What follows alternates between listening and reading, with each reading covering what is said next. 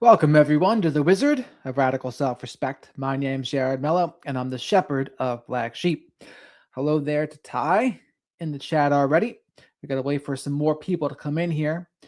Today, we're going to go over the D4vd case. And right now, it's looking pretty grisly and horrific what happened to Celeste. And there's new information about it. A lot of it truly is shocking right now. It's unbelievable that this guy allegedly, of course, because these are not facts yet, but allegedly, this is what he did. And it was because they're alleging that it was underage.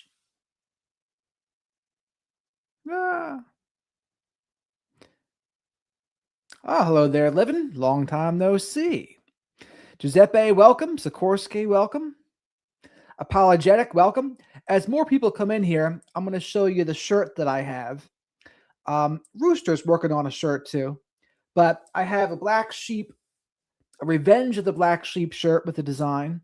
I could also use the same one with the Black Sheep Nation. We'll see. We shall see. Hello there, Tim. How are you? As people come in here, please remember to like the video because likes are free, of course. Send Shadow the Night Owl here to my right a like vest. The same like vest that Brian Hooker should have sent out to Lynette Hooker, by the way. So Livin votes for Revenge of the Black Sheep as opposed to Black Sheep Nation.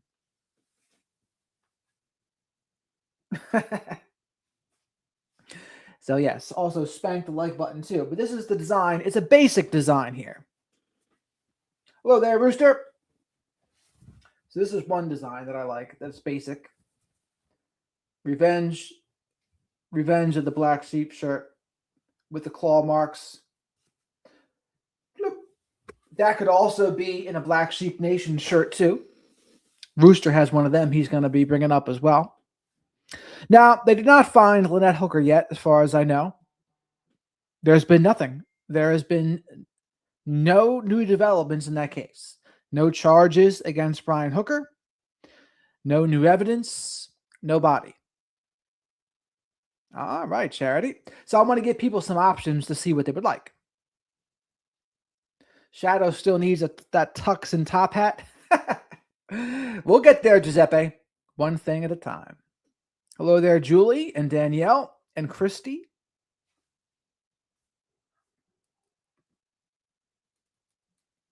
How have you been feeling recently, Livin? You feeling better yet? Hello there, Mary Lee. Welcome.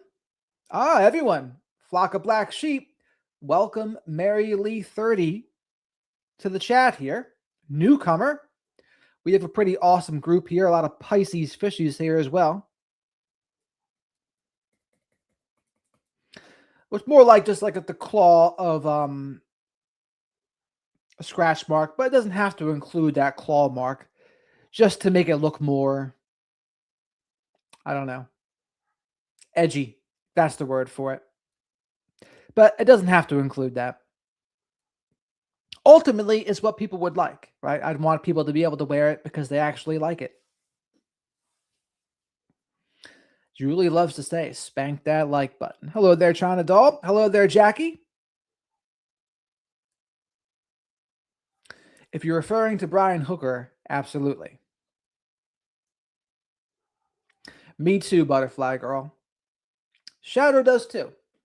Shadow has cousins all throughout the world that are pretty cool. Yes, today is the day, living for that, isn't it? Hopefully it's something that's a quick and easy fix. That's all I hope. So folks, send Livin some good vibes out there too. She has a minor health concern. Or hopefully a minor health concern, right? Hello there, Miss Kim. How are you? Daily Watcher, welcome. We're going to let people roll on in here. And there's a bunch of different videos we can go over today. Law and Crime Network, they do a good job. Jesse Weber, they go over this case pretty well. Nancy Grace has talked about it. Tony Bruschi's talked about it. Dr. Grande's talked about it. Everybody's talking about it. That's what I like to hear, Butterfly Girl. That's what I like to hear. We do have a lot of healing energy here, don't we? Yes, we do. So, again, if you're new, remember to subscribe to the channel and hit the like button. I usually go live a little bit after 10 p.m. Eastern to talk about true crime and current events. I also talk a lot about narcissism and toxic relationships on the channel, too. I've interviewed many professionals about the matter. And most importantly, say hello to the flock of black sheep here in the live chat. Hello there, Beth. How are you? Welcome. Kung Fu fighting. That got Shadow's attention, the Kung Fu fighting. Hello there, B. Welcome. How are you?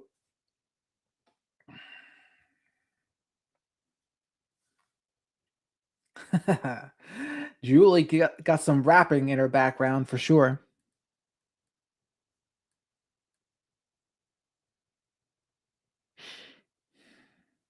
Yeah, because there was no body for a while, right, Livin? They found the body in his car months later, but she was missing. She was missing for like 5 months at least, I think is what it was. Hello there, D. Welcome. Otani, welcome.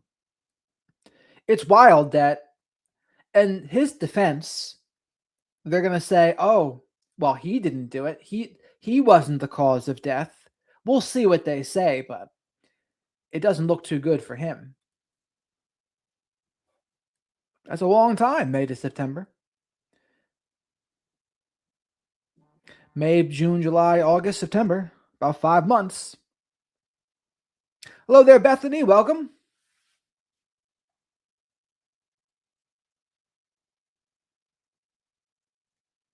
Ah.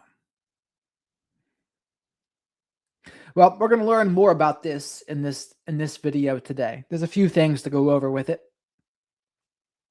And remember, Bethany, boundaries are always okay. You're allowed to say no to whatever you want to say no to.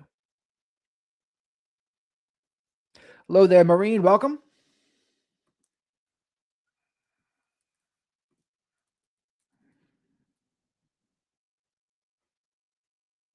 Yeah, that's what they said.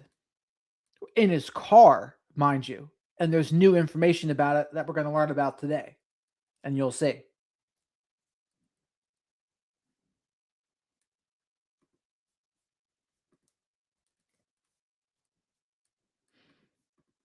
A parent's nightmare is a situation where your daughter goes out one night and never comes back.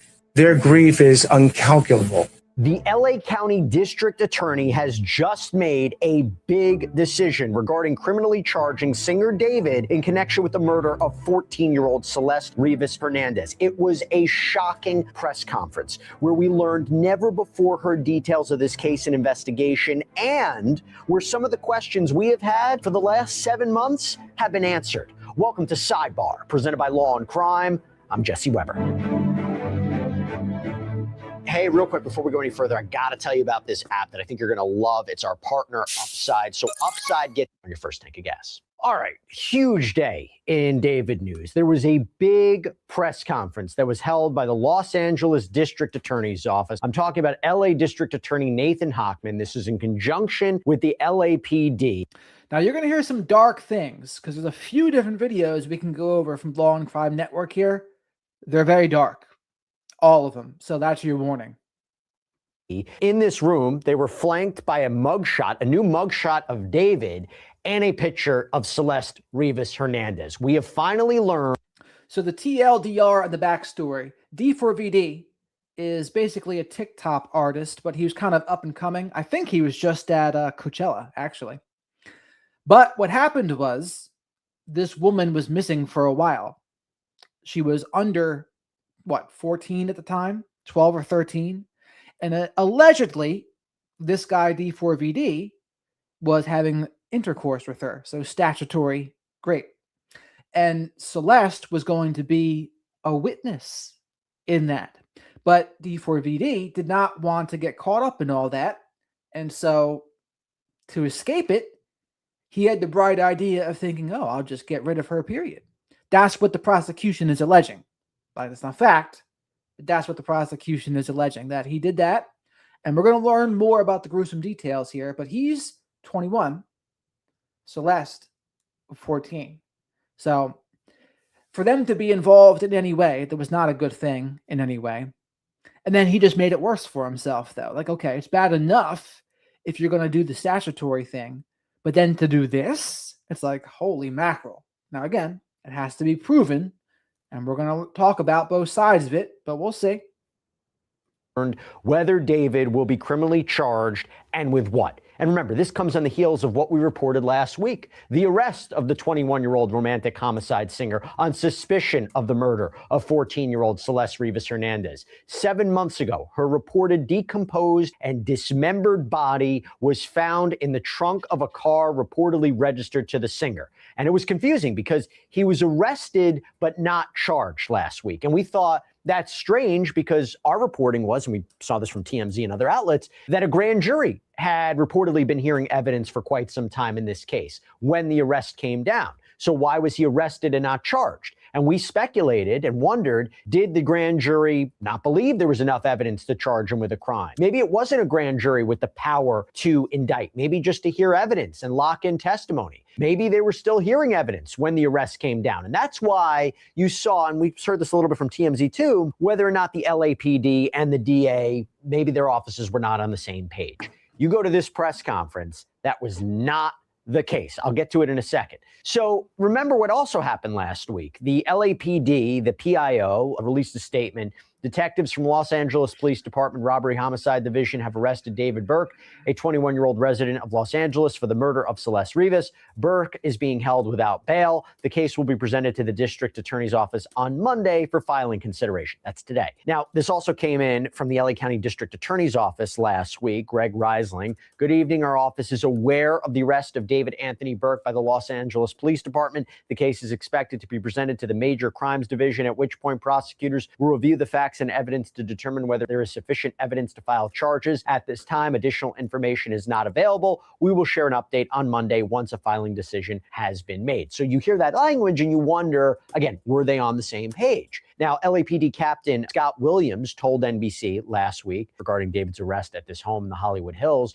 we did the best we can to keep tabs on him, but once we developed probable cause to arrest him for murder, then we were on him pretty diligently. And he told the California Post they had a probable cause warrant with them when they made the arrest. And there were photos of armed police outside the residence making the arrest. Per reporting from the California Post, David appeared to be in handcuffs. He was led away. A neighbor told the outlet there were so many cops. There was apparently an officer on a loudspeaker shouting surrender. It was a big scene. We also heard from David's attorneys. So Blair Burke, Marilyn Benarski, and Regina Peter, they released a statement saying, let us be clear, the actual evidence in this case will show that David Burke did not murder Celeste Rivas Hernandez, and he was not the cause of her death. Notice that language there. Very specific language. He was not the cause of her death. And he has a team of defense attorneys, these three women. There has been no indictment returned by any grand jury in this case and no criminal complaint filed, although you'll hear Nathan Hochman maybe suggest otherwise about a criminal complaint. David has only been detained under suspicion. We will vigorously defend David's innocence. Now, again, this was from last week. We got to talk about what happened today. Okay. By the way, before I even get into today, TMZ reported that their source told them that the ME, the medical examiner's office, determined Celeste's manner of death to be homicide. Okay? Takes us now to today. Los Angeles District Attorney Nathan Hochman held a press conference. And by the way, we are listening to Law and Crime Network. This is Jesse Weber. I really like these guys. They've never let me down. We often listen to Chris Stewart as well.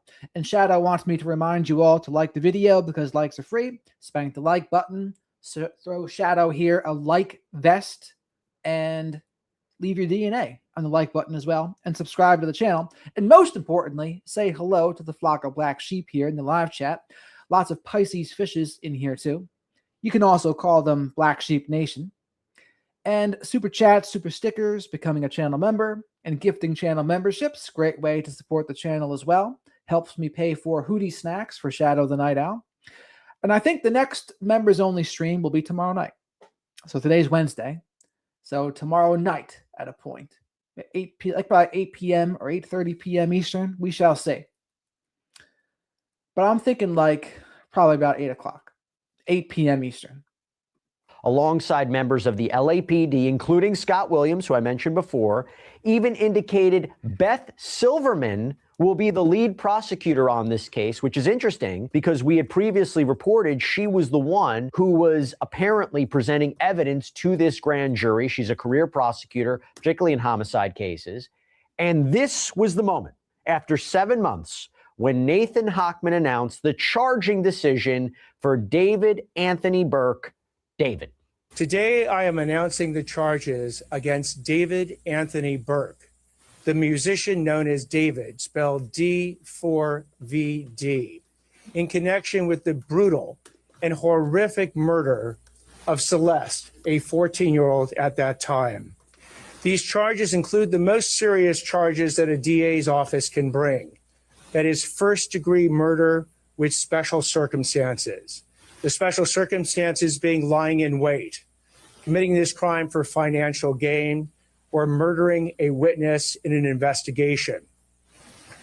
These special circumstances carry with it, along with the first-degree murder charge, a maximum sentence of life without the possibility of parole or the death penalty. The determination on whether or not the district attorney's office will seek the death penalty will be made at a later time. Before I get into the actual charges, and there are additional charges against Mr. Burke, including continuous sexual acts, lewd and lascivious sexual acts with an individual under 14 years old, and mutilating a human remains of a body. Before I get into the description of these charges and their seriousness, I want to look at this as a parent. I am a parent of 3 children, and a parent's nightmare is a situation where your daughter goes out one night and never comes back. As we will show in a court of law, and what I also want to make sure about that the understanding of these charges is clear, is my description of these charges is not evidence that we are going to present in court. These charges, in fact, will not be evidence in the court. Evidence will be the witness testimony, the documents, and different types of admissible testimony that we will admit into court in the prosecution, and if it leads to the eventual trial of Mr. Burke, to convince a jury of 12 people beyond a reasonable doubt that each and every one of these charges is true, as well as the special allegations and circumstances that have been alleged. Okay, first of all, we suspected that David would be charged with murder after that was what he was arrested for. And in other court documents that came out a couple months ago, we know that he was being investigated for murder. But first-degree murder with special circumstances, lying in wait to kill, murdering a witness as part of an investigation, murdering for Now look at his face. His face looks like smug and like something's alarm bells can go off with certain people. And just like when alarm bells were going off for me when I was looking at Laura Loomer, different kinds of alarm bells go off with this guy. financial gain, and now facing the possibility of the death penalty, even though it's my understanding there is a moratorium on executions in California. That is a huge deal. And in a minute, we're going to get to the reasons the DA believes the evidence purportedly shows that. But what you're seeing are different alternative theories on how to prove the murder charge here. And clearly, they believe David is at the center, that David is the one responsible. Now, to be clear, he is innocent until proven guilty, and we don't know the exact evidence that the prosecution is going to produce. He looks much different there, too. But also, the sex charges, this is something we have talked about before. Steve Fisher, the private investigator who has been representing the owner of the property where David had reportedly been staying at in the Hollywood Hills, reportedly near where the Tesla was found, he has been saying for months that David could already be charged with sex crimes. That aside from the alleged murder, that there's evidence that David was allegedly having a relationship with a minor. And you heard Nathan Hochman say continuous, meaning more than one time over a period of time. And you're going to hear later when Hochman talks about digital evidence, Are we suggesting here text messages showing this relationship? Social media, Discord, anywhere else they might have talked.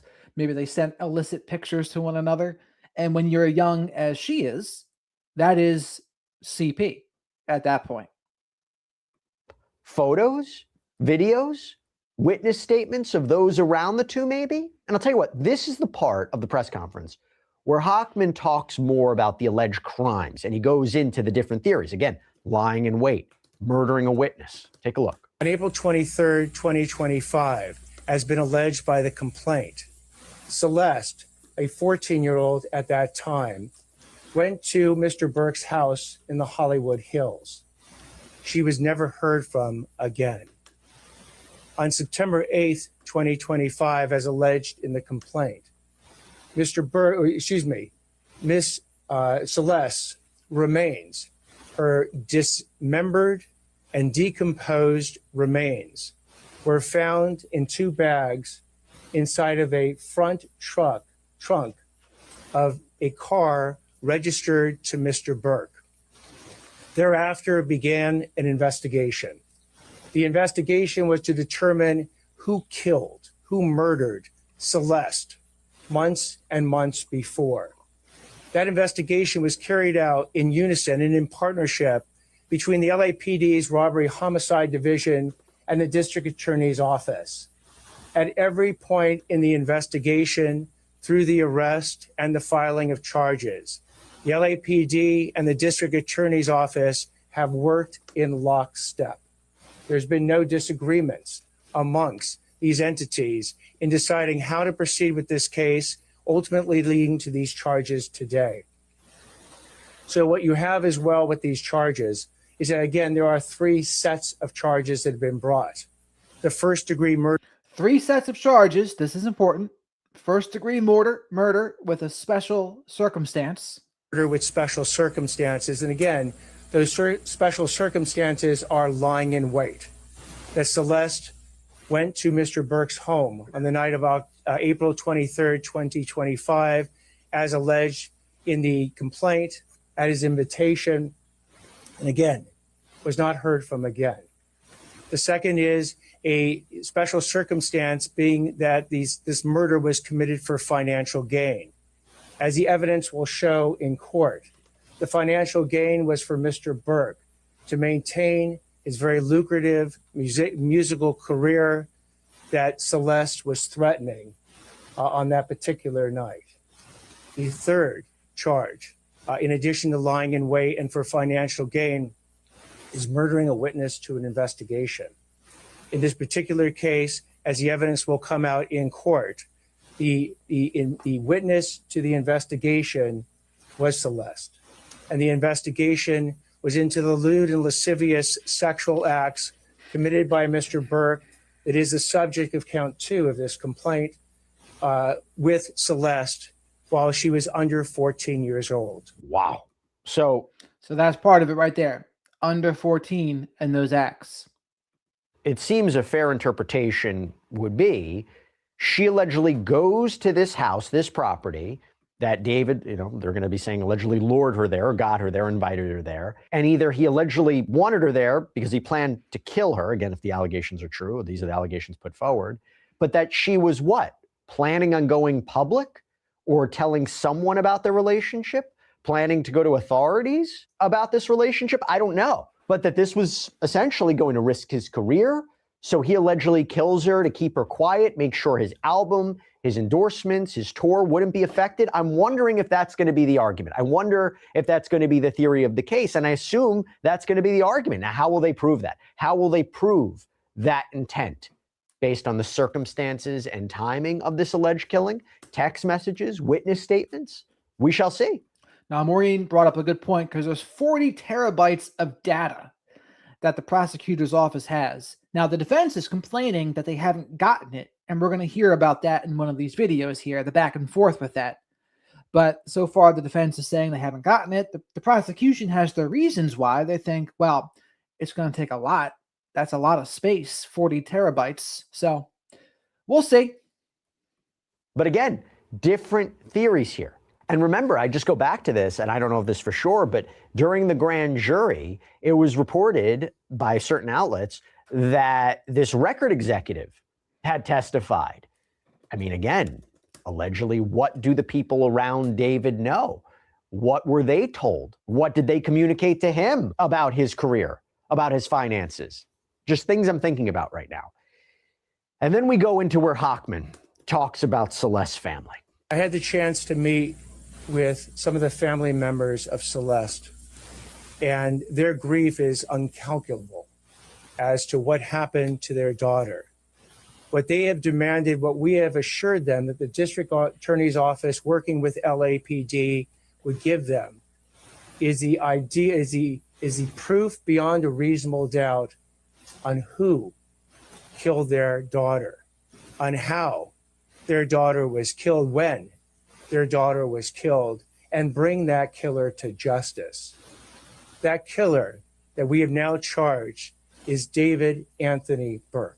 Now, at one point, Nathan Hochman brings on LAPD Chief of Police Jim McDonald, who not only talks more about the investigation, but also addresses the frustration the public has had with law enforcement regarding this case and a lack of public comments or transparency. Throughout the 7-month investigation, this department has faced criticism for how we handled the case and for our decision not to provide details. I want to be clear about something. My duty is not to fuel speculation, it's to deliver justice, and that requires patience and discipline on everybody's part. This investigation was driven by a single purpose: to secure justice for Celeste Rivas and for those who loved her. We had to be certain that nothing we did or said would ever jeopardize this case. Ms. Rivas was a reported runaway from Riverside County. During the course of our investigation, detectives learned that she had been involved in a sexual relationship with Mr. Burke when she was a minor and he was an adult. On April 23rd, 2025, Ms. Rivas arrived at Mr. Burke's home in the Hollywood Hills. That's the last time she was known to be alive. On September 8th, 2025, Ms. Rivas's dismembered and badly decomposed body was discovered in the front trunk of Mr. Burke's impounded Tesla. The front trunk of the impounded Tesla. From that moment forward, our investigators face an extraordinary, difficult, and complex case. The condition of her remains delayed the medical examiner's ability to be able to determine cause of death. The substantial amount of time that passed between her death and the discovery meant that crucial evidence had degraded or disappeared. And as detectives worked to uncover the truth, they also had to sift through and debunk a great deal of false information circulating publicly. These challenges were real, and they required patience, precision, and an unwavering commitment to the facts. Despite these obstacles, and despite intense public pressure, our Robbery Homicide Division detectives remained steadfast in their duties. They recovered and analyzed a substantial amount of digital and forensic evidence. They stayed focused, disciplined, and committed to uncovering the truth. Their work, in close collaboration with the District Attorney's Office, has brought us to this moment today. I want to thank the District Attorney and his team, as always, for their partnership. So here's when she was found. The decomposed and dismembered remains of 14-year-old Celeste Rivas Hernandez were discovered in the front trunk of a Tesla in a Hollywood tow yard on September 8th, 2025. The car, which had been abandoned, was linked to musician David Burke, known as D4vd. Discovery date, September 8th, 2025. So what is that? This is April. So 7 months ago or so. Location inside a Tesla impounded at a Hollywood tow yard, which had been abandoned in the Hollywood Hills. Missing date. She was previously reported missing in April 2024, with investigations suggesting she may have died in the spring of 2025, according to and reported by. Case update: on April 16th, 2026, musician D4vd was arrested on suspicion of murder. And he just played at Coachella. So, was it Coachella 2025 or 2026? I'd imagine he wouldn't get a good reception. Let's see here.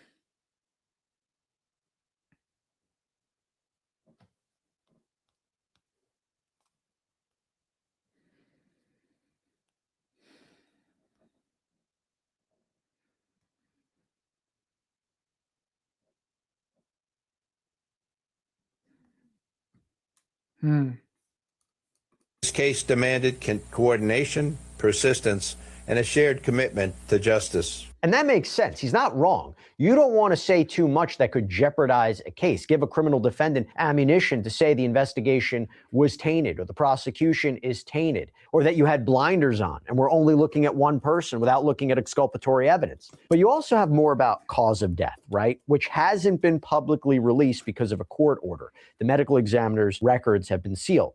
In fact, Hochman took questions about a lot of things, and he took questions about this. And he talked about how details of the allegations regarding the special circumstances, they're going to be produced in court. He didn't talk so much about it, but he did talk a little bit more about the coroner's report. So with respect to the coroner's report, we will be seeking quite quickly to provide an order to the court that now allows the coroner to release that report to the public. So once that report is released and we will see what the coroner's finding or conclusion is, that's going to be a piece of the puzzle. I mean, I hate to say this, but again, it's tough to think about cause of death and how you analyze that when you're dealing with reportedly dismembered and decomposed remains. So could they be able to determine, let's say, asphyxiation or poisoning or blunt force trauma or a gunshot wound? And I don't even want to think about this, but was the cause of death the alleged dismemberment? And by the way, you heard the defense attorney say he's not the cause of death. Is that because they have their own interpretation? Did you hear that? He's wondering if the alleged cause of death is the dismemberment. How awful would that be? Of what the cause of death could be? Is this going to be a battle of medical experts? Or are they going to point the finger at somebody else and say that person is the cause of Celeste's death?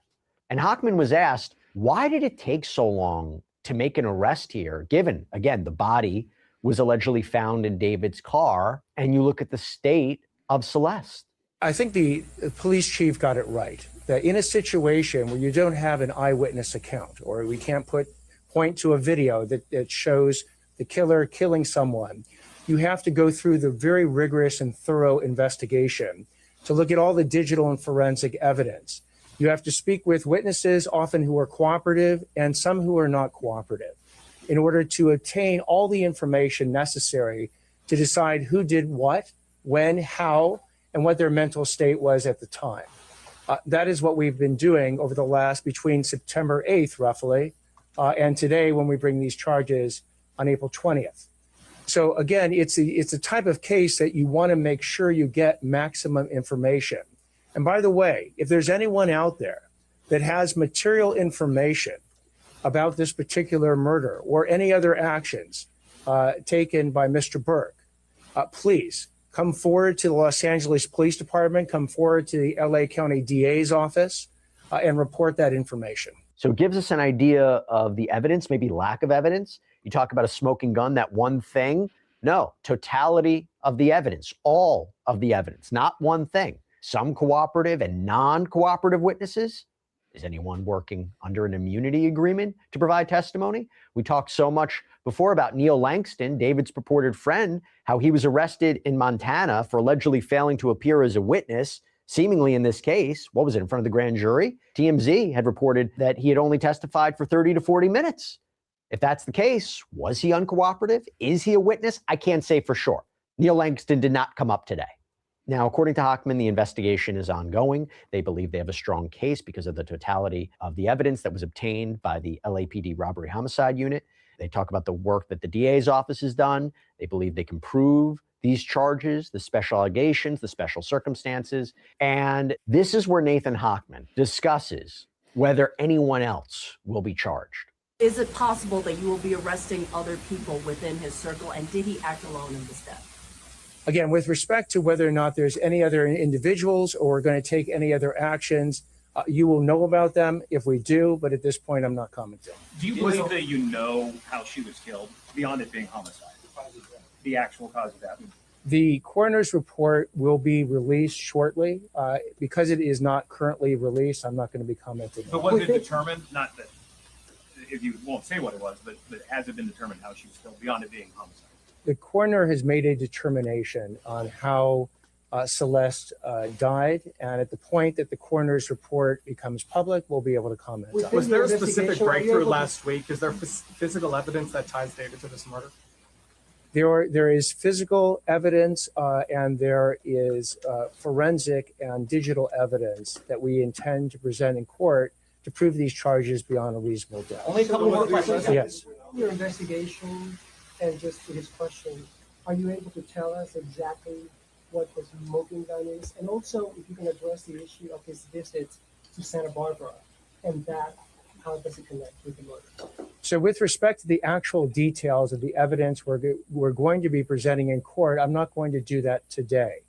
As far as the concept of a smoking gun, the smoking gun is the totality of the evidence that we're going to bring to prove any case, whether it's this case or any case, beyond a reasonable doubt. Is there any evidence that you've used that are under internal An investigation is ongoing. If information comes forward on any with respect to any additional crimes, we will certainly investigate it. One more Yes. question. One more. There's been so much discussion about the difficulties in this case. The chief talked about it as well. What makes you confident you can prove these allegations? What makes us confident is the totality of the evidence that has been obtained by the LAPD robbery homicide, by the work that the district attorney's office has done, that has led us to the point where we believe we can prove each and every one of these three charges and the special circumstances and the special allegation beyond a reasonable doubt. So I guess it's possible someone else could be arrested or charged. I don't know, maybe if someone refuses to cooperate, refuses to provide testimony. We will continue to stay on top of this case wherever it will go. Thank you so much for joining us here on Sidebar. As always, please subscribe on YouTube, Apple Podcasts, Spotify, wherever you should get your podcasts. You can also check us out on NBC's Peacock as well. If you want to follow.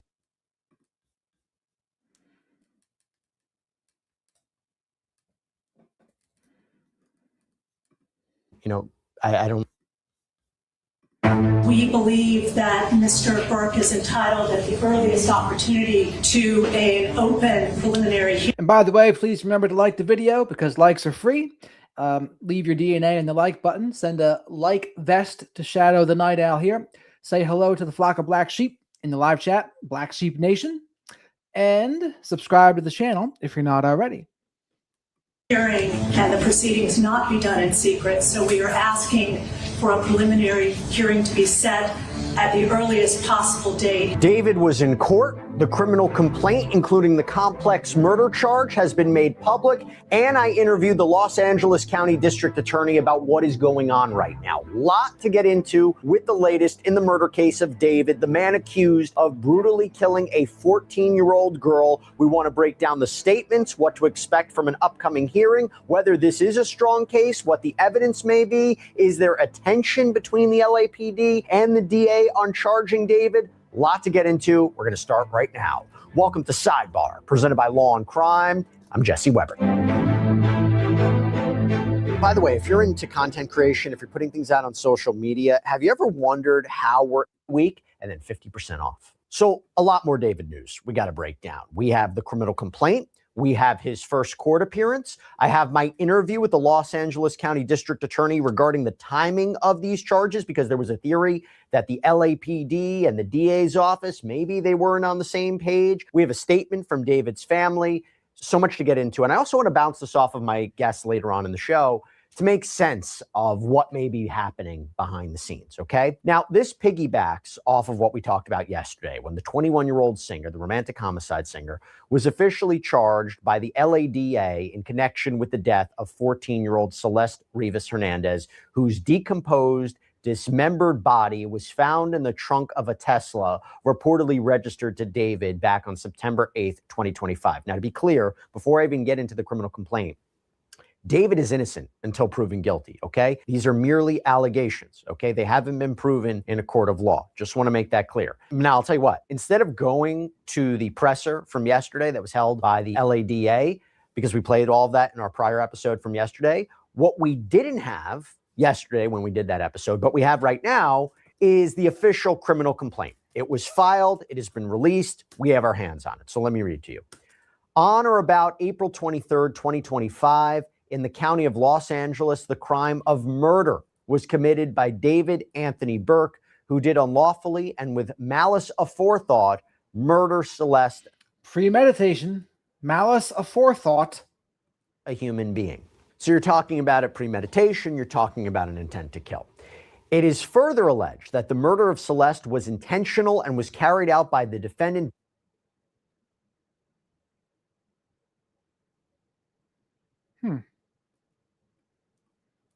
What is this? An error occurred. Did they take that video down?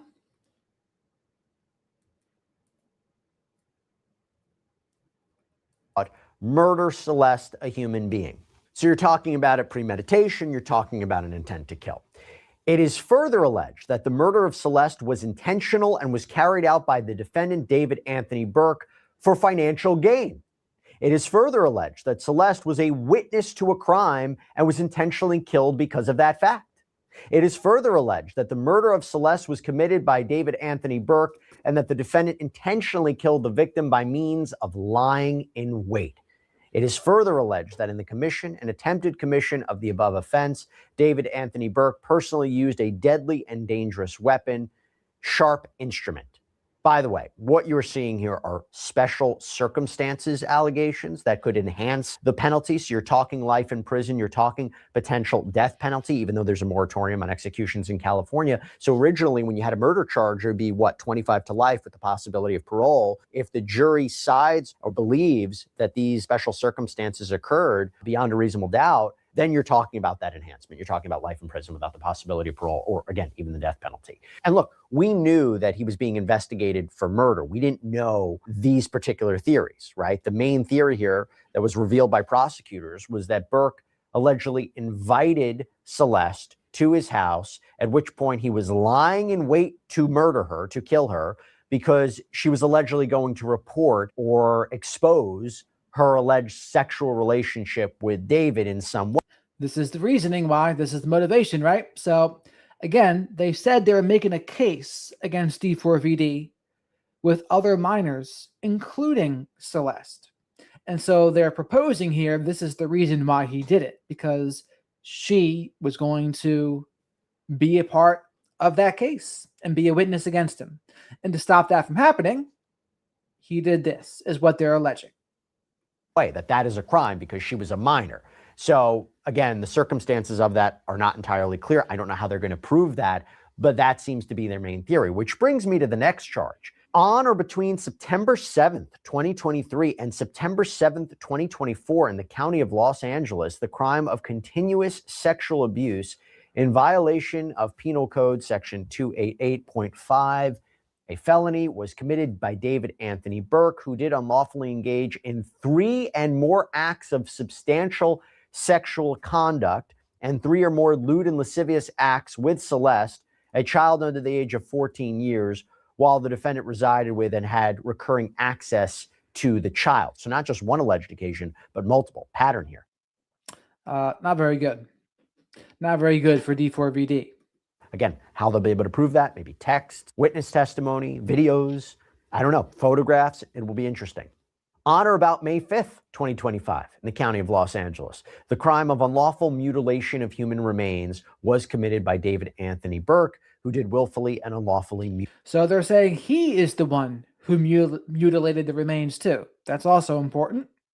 Mutilate remains known to be human, specifically the remains of Celeste. Now, you're going to see this more from court in a minute, but David's legal team went on the defensive, okay? They issued the following statement. The actual evidence in this case will show that David Burke did not murder Celeste Rivas Hernandez, and he was not the cause of her death. Such specific language there. Now, in a separate statement on Monday, a lawyer for Mr. Burke's family, Kent Schaefer, said the Burkes are not surprised but are terribly disappointed that the district attorney chose to charge David. Nevertheless, they support and stand by him 100%.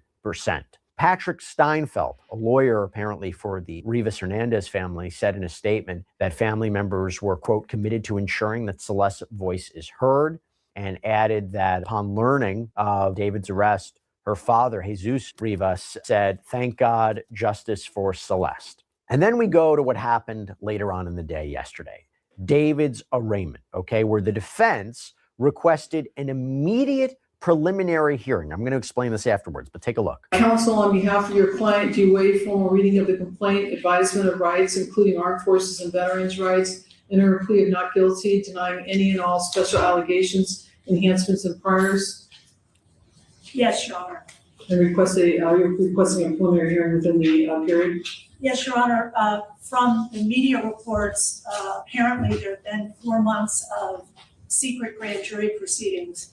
We believe that Mr. Burke is entitled at the earliest opportunity to an open preliminary hearing and the proceedings not be done in secret. So we are asking for a preliminary hearing to be set at the earliest possible date on the 10th day. So his defense team is asking for a preliminary hearing.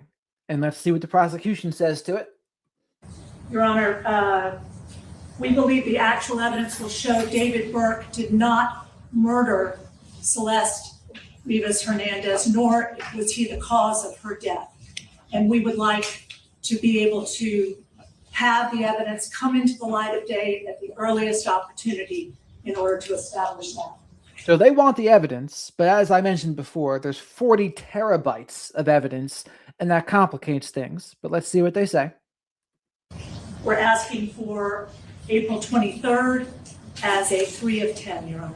So maintaining his innocence, saying he didn't murder her, not the cause of her death. Again, find that interesting because I do wonder, what are you saying here? That there's going to be a battle of experts? It's not entirely clear what caused her death. Are you going to be pointing the finger at someone else? Goes to the idea of the preliminary hearing. So as opposed to a grand jury, which is a secret proceeding, it's more one-sided. You have jurors, you just need a majority to determine there's probable cause to indict. Here you go to a court. A court, you present the evidence by the prosecution to suggest there's probable cause for this case to move forward. The defense has an opportunity to fight back, though, at this hearing.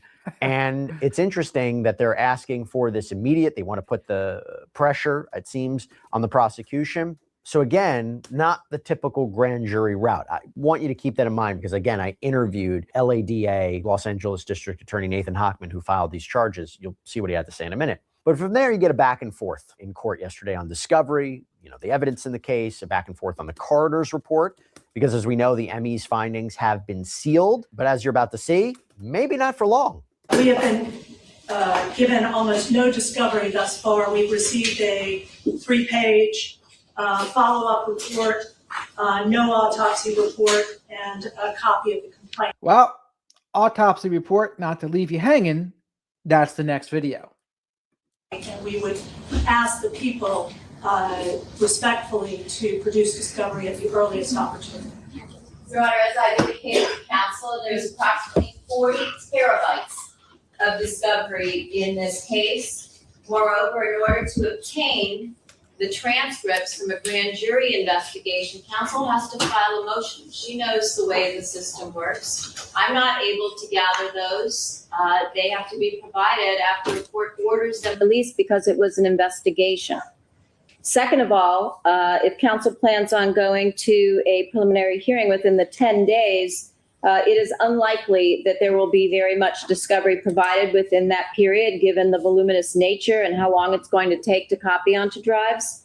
In addition to that, the coroner's report was sealed in this case in order to prevent it from hampering truthful testimony from witnesses that testified at the grand jury. So an order will also have to be obtained in order to get the coroner's department, which is now the medical examiner's department, to release those materials. Your Honor, it's surprising news given the district attorney's office held a press conference this morning where they discussed the cause of death, apparently under seal and not released by the coroner's office. as did the robbery homicide unit to the press. So we would again reiterate, we believe that Mr. Burke is entitled to discovery. We have served the people with notice. They have 15 days to produce discovery in this case. We would ask that they do that in conscientious earnestness and as quickly as possible. I'd ask the court to make an order today. We'll take a copy of the minute order ordering the Department of Medical Examiner to release their coroner's report in this case. Thank you. The court will order that the medical examiner release the report in this case. So it appears that that medical examiner report is going to be released. And when that autopsy report comes out, that will hopefully fill in a lot of the blanks in terms of cause of death, what authorities believed happened to Celeste, the potential use or the alleged use of this sharp instrument. And as Hochman indicated in his press conference yesterday, he said the coroner has come up with a conclusion. Speaking of the LADA, I spoke with him, Nathan Hochman, on my News Nation show, Jesse Weber Live, last night. And among other things, I asked him about why David wasn't charged on Friday when he was arrested, when apparently there were these grand jury proceedings that were underway, whether there was any tension between the LAPD and the DA. Like maybe something happened in the grand jury proceedings, something was a holdup and they couldn't get back an indictment. And the LAPD arrested David, put pressure on the DA's office to charge. Here was his response. There's an investigative grand jury that hears testimony, can receive documents through subpoenas, and then there's an indictment grand jury. While we can't comment yet until the grand jury transcripts are unsealed by a court, I can't even confirm that a grand jury has occurred. There have been media reports that certain individuals, both cooperative witnesses and uncooperative witnesses, went in front of the grand jury. So there was this report that perhaps you weren't on the same page when it came to charging David. Your response? That's completely unfounded. We have been on the same page working in lockstep with the LAPD robbery homicide since they picked up this case in September of 2025. And basically made the argument that preliminary hearings are common here, again, that they're lockstep, on the same page. But obviously I'm made of questions here. I really want to know where this is. It's a good expression. I'm made of questions. Going to go. Candace Owens to do that too. She's made of questions. Oh, what are we reading behind the lines? What is the strength of the case? What is the strength of the evidence? I want to bring on friend of the show, friend of mine, trial attorney Rich Schoenstein. Rich, always good to see you. Thanks for taking the time. There's so much to break down here. First of all, the charges. We anticipated that there was going to be a murder charge, right? What we didn't anticipate, or at least I'll speak for myself, multiple theories here, right? Multiple special allegations, lying in wait, witness, financial gain. I didn't see that.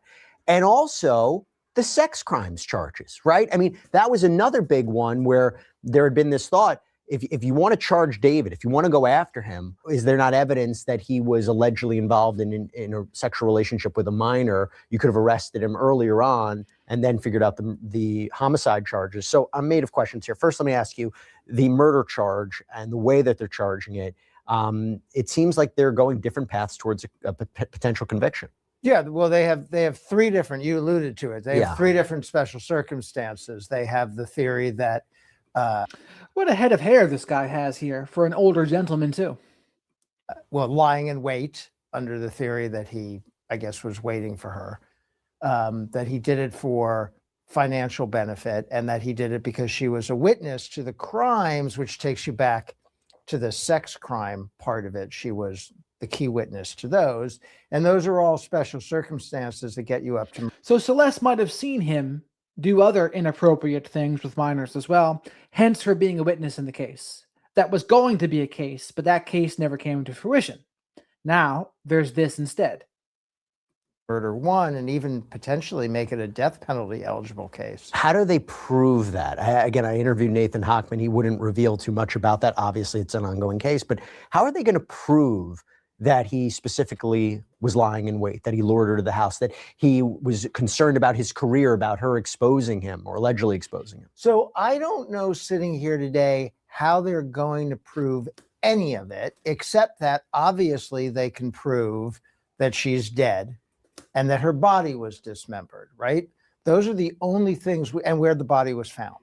Those are the facts that we know. I imagine through witnesses, they can establish her relationship with David.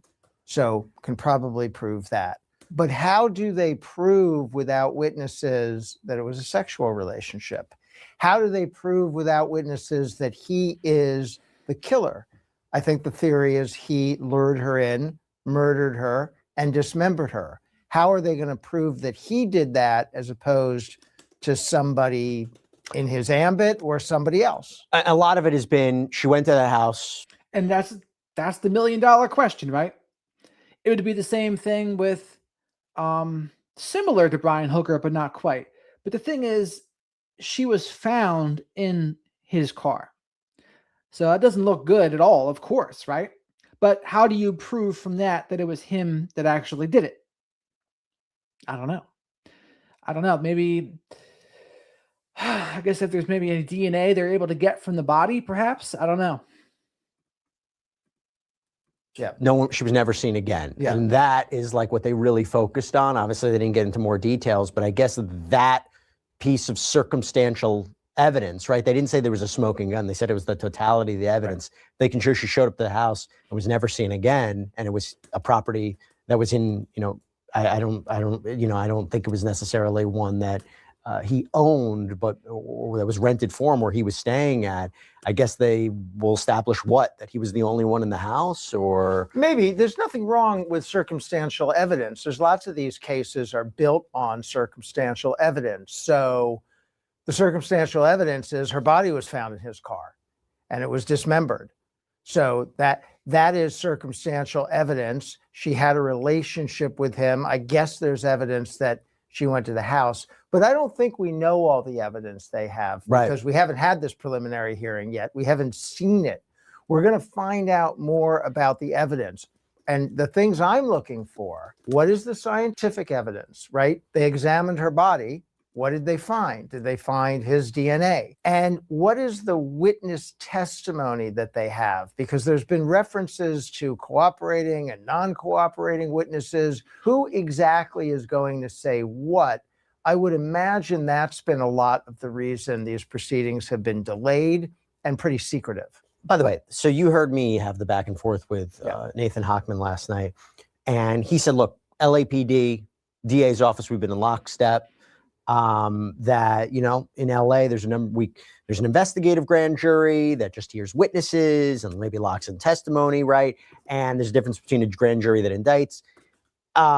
And there's still people who will look at this and say something's maybe not adding up, right? I mean, even Nathan Hochman said you have cooperating, non-cooperating witnesses. But I guess the question would be, does it make sense to you that he was arrested and then charged versus indicted through a grand jury, arrested, but now they have to go to a preliminary hearing in front of a judge, which I do wonder, is it easier to move forward in a case in a preliminary hearing versus a grand jury? I guess there's a bunch of questions there as we think about it. It could make sense to me.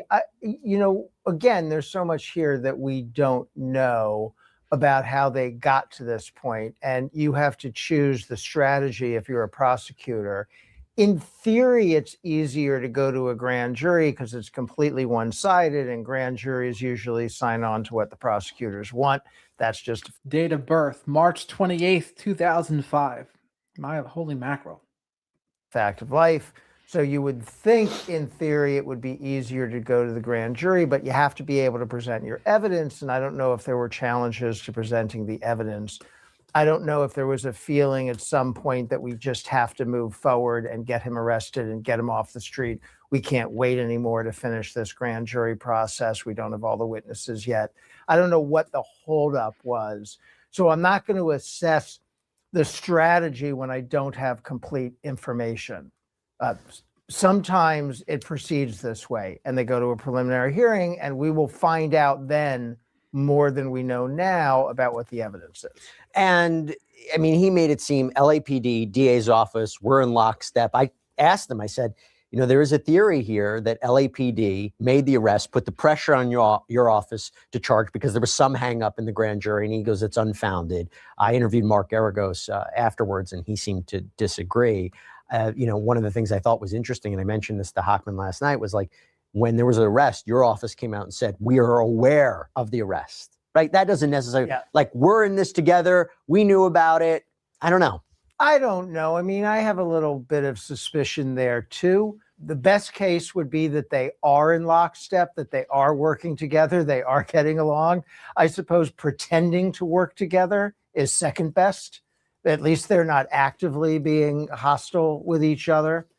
But I don't know what the truth is. If there was a hangup in the grand jury, what is it? This, if I'm reading between the lines and he says uncooperative witnesses, why would you need them? Why would you need them? Let's say even you had, isn't there maybe the digital evidence, the forensic evidence enough to establish these potential charges, the probable cause for these charges? Even if you had uncooperative witnesses, what role would they play? I would think that you had enough evidence to get an indictment in the grand jury. Now, I'm just going to wildly speculate here. Suppose non-cooperating witness means we put on a witness in front of the grand jury and they didn't say what we thought they were going to say. And it mucked up our whole presentation because now some witness pointed the finger at somebody else or surprised us or just didn't tell the story we thought they were going to tell. And so now we're left with this grand jury proceeding. We need to present more evidence. We need to hold the grand jury over. We're not totally sure we're going to get an indictment, so we're just going to do it this other way. This went into another question that I had with him. If the allegations are true, it may be hard for people to believe David allegedly did this all on his own. Singer, who allegedly kills this 14-year-old girl, dismembers her, stuffs her into the trunk of his car in bags. It's a lot for one person to theoretically do. And yet he's the only one charged, which begs the question, are there cooperating witnesses? And you're going to make deals with somebody who potentially was involved in this? So, well, you ask a good question, and you said a lot of things about David, and the thing you didn't say is he's very young. Yeah, He's 21 years old. Yeah. So this 21-year-old kid, and I'm sorry, 21 is still a kid, right? Well, I will tell you, by the way, I get a lot of heat online. People say, don't call him a kid. He's a man. He is legally a man. He'll be tried as an adult. But in terms of decision-making, I think if you talk to medical people, they will tell you your brain is not fully formed until you're like 26 years old. But put that aside. It is hard to imagine him on his own concocting the plan, committing the murder, doing the dismembering, going out and getting body bags, putting them in the trunk of his car entirely on his own. That does seem to me implausible. It seems to me more likely that there was somebody else involved on one or more parts of that.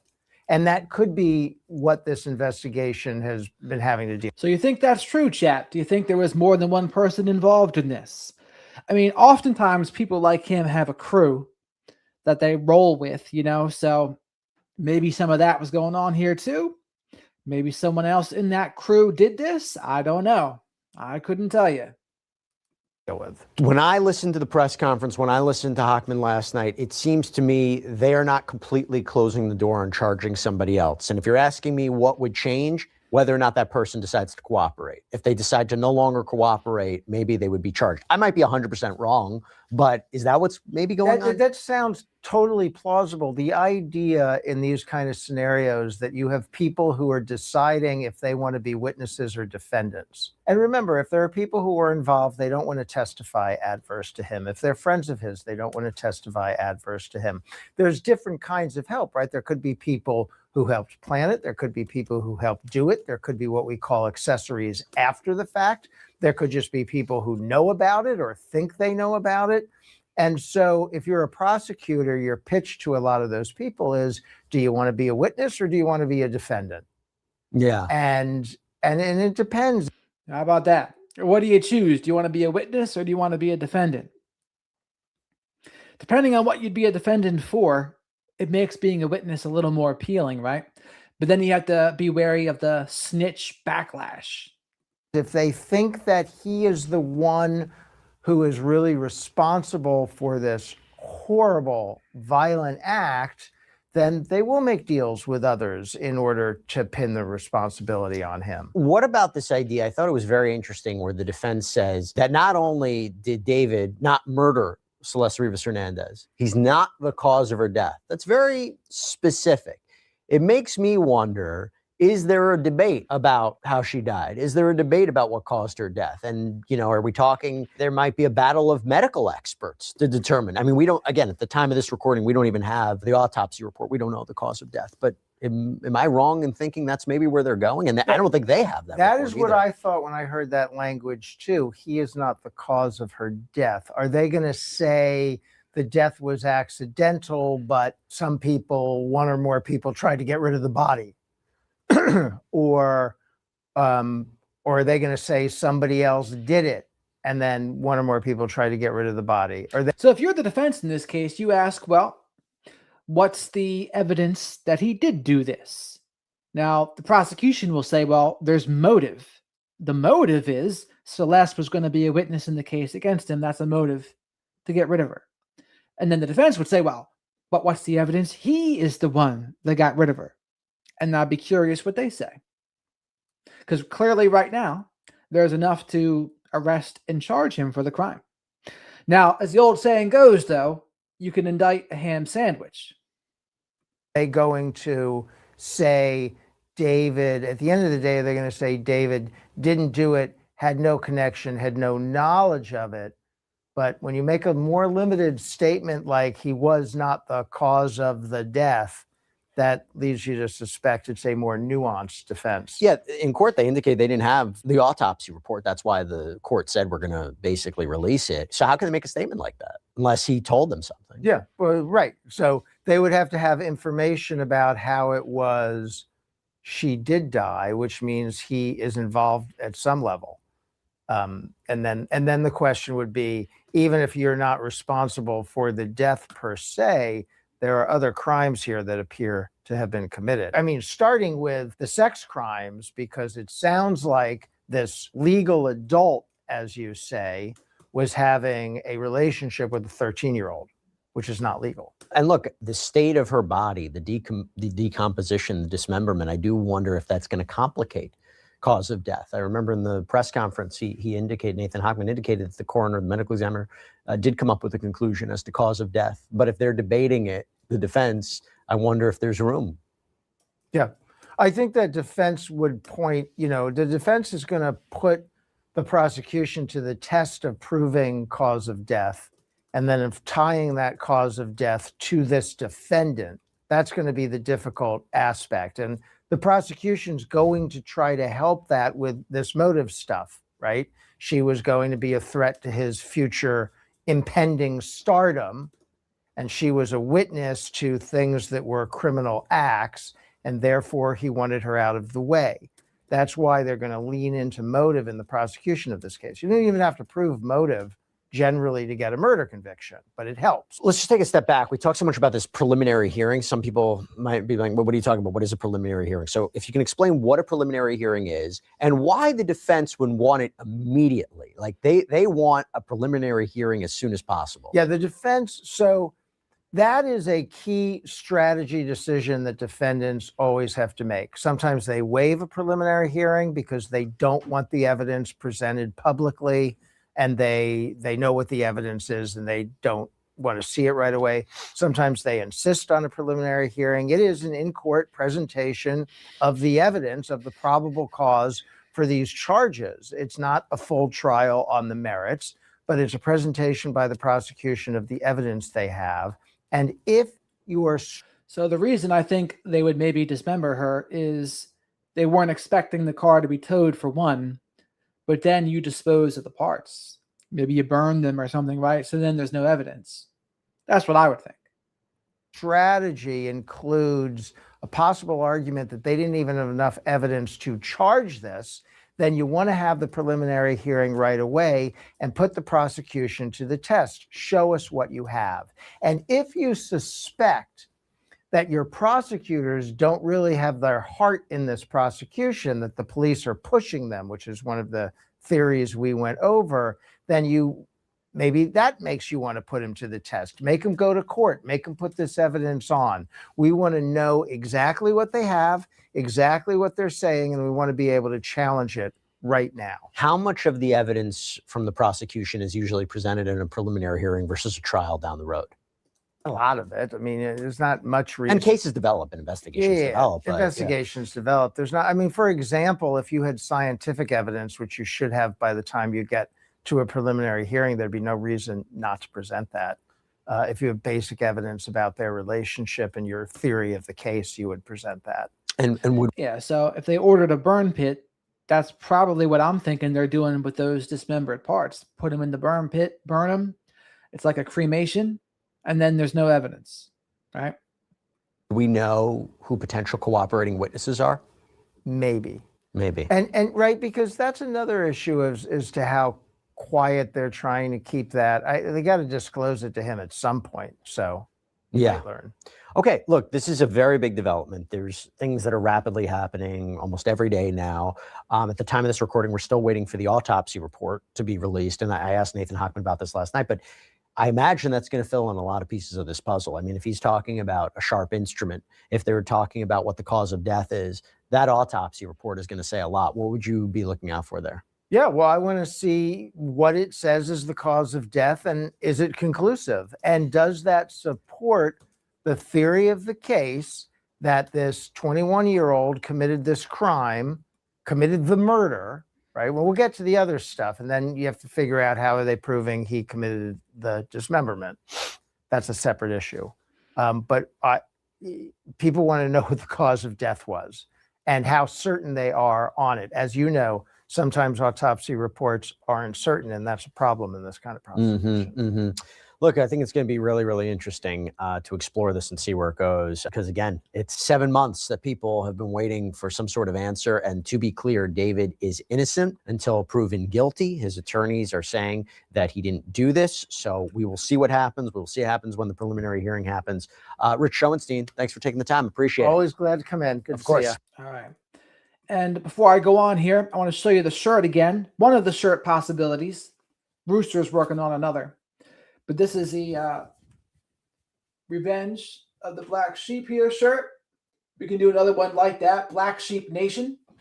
Just one of the options. We're going to give people many options here.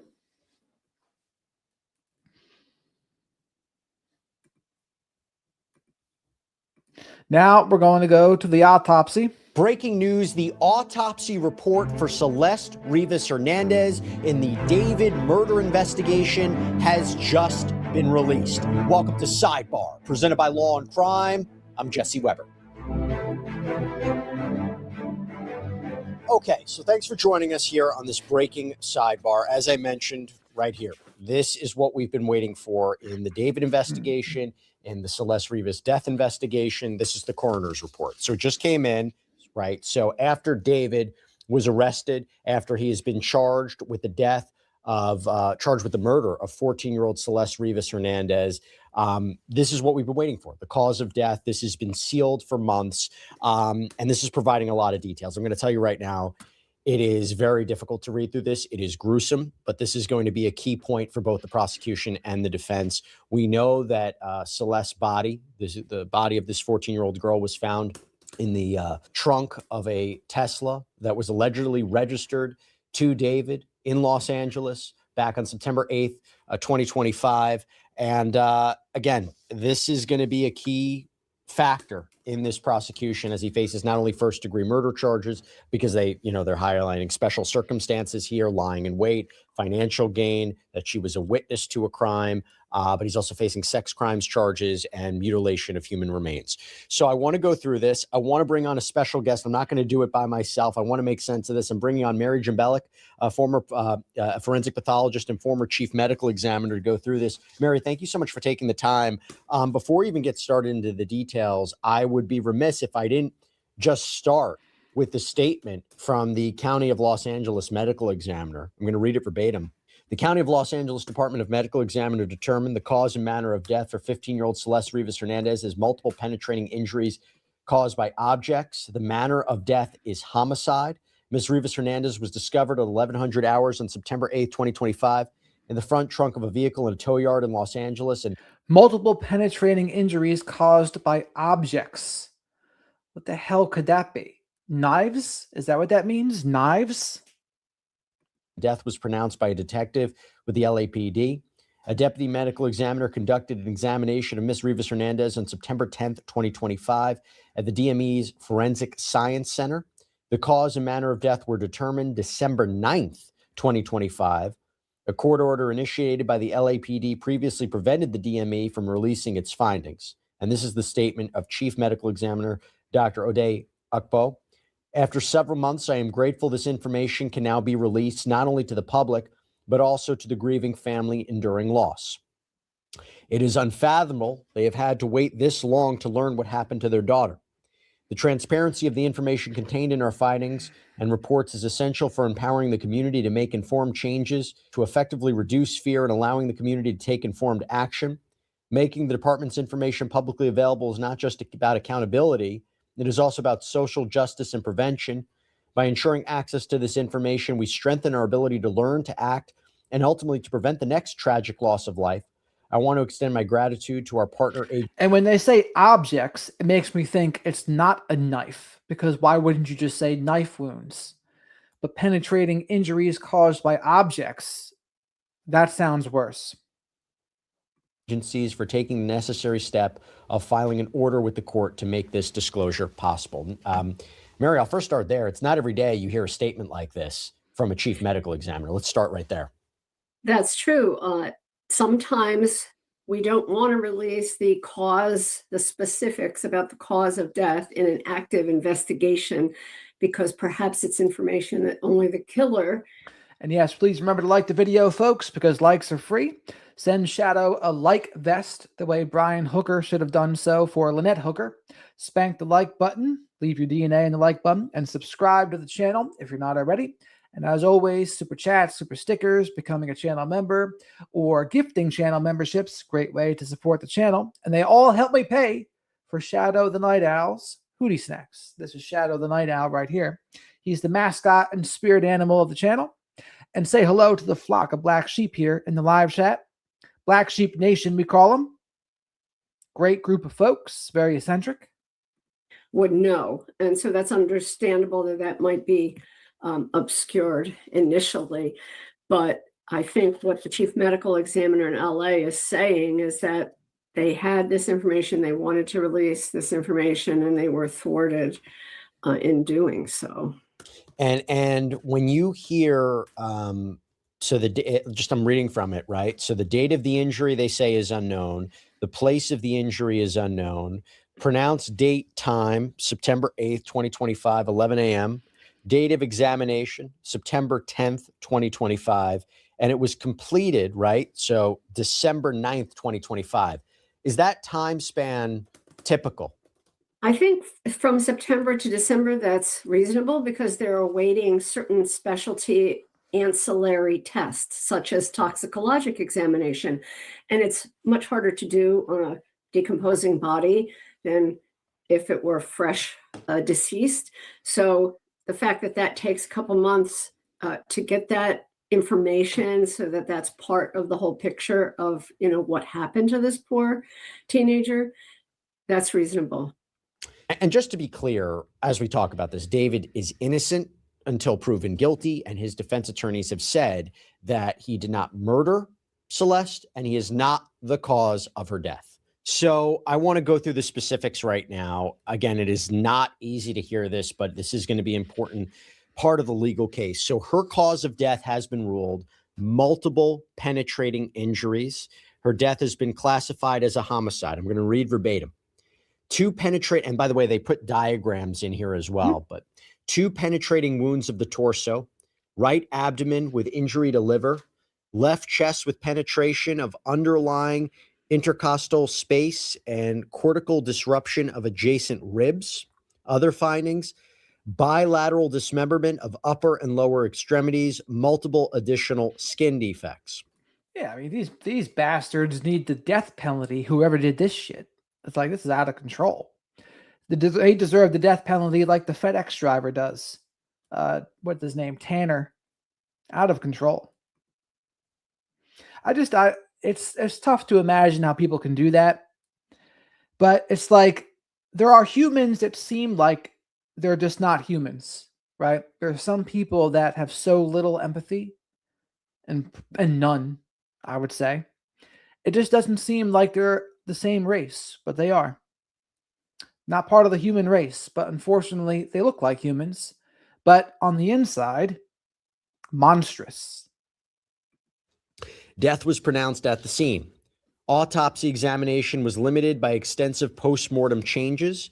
There, and by the way, this is something to keep in mind because you're talking about dismemberment and decomposition. There are 2 penetrating wounds of the torso with smooth edges that may represent sharp force injuries.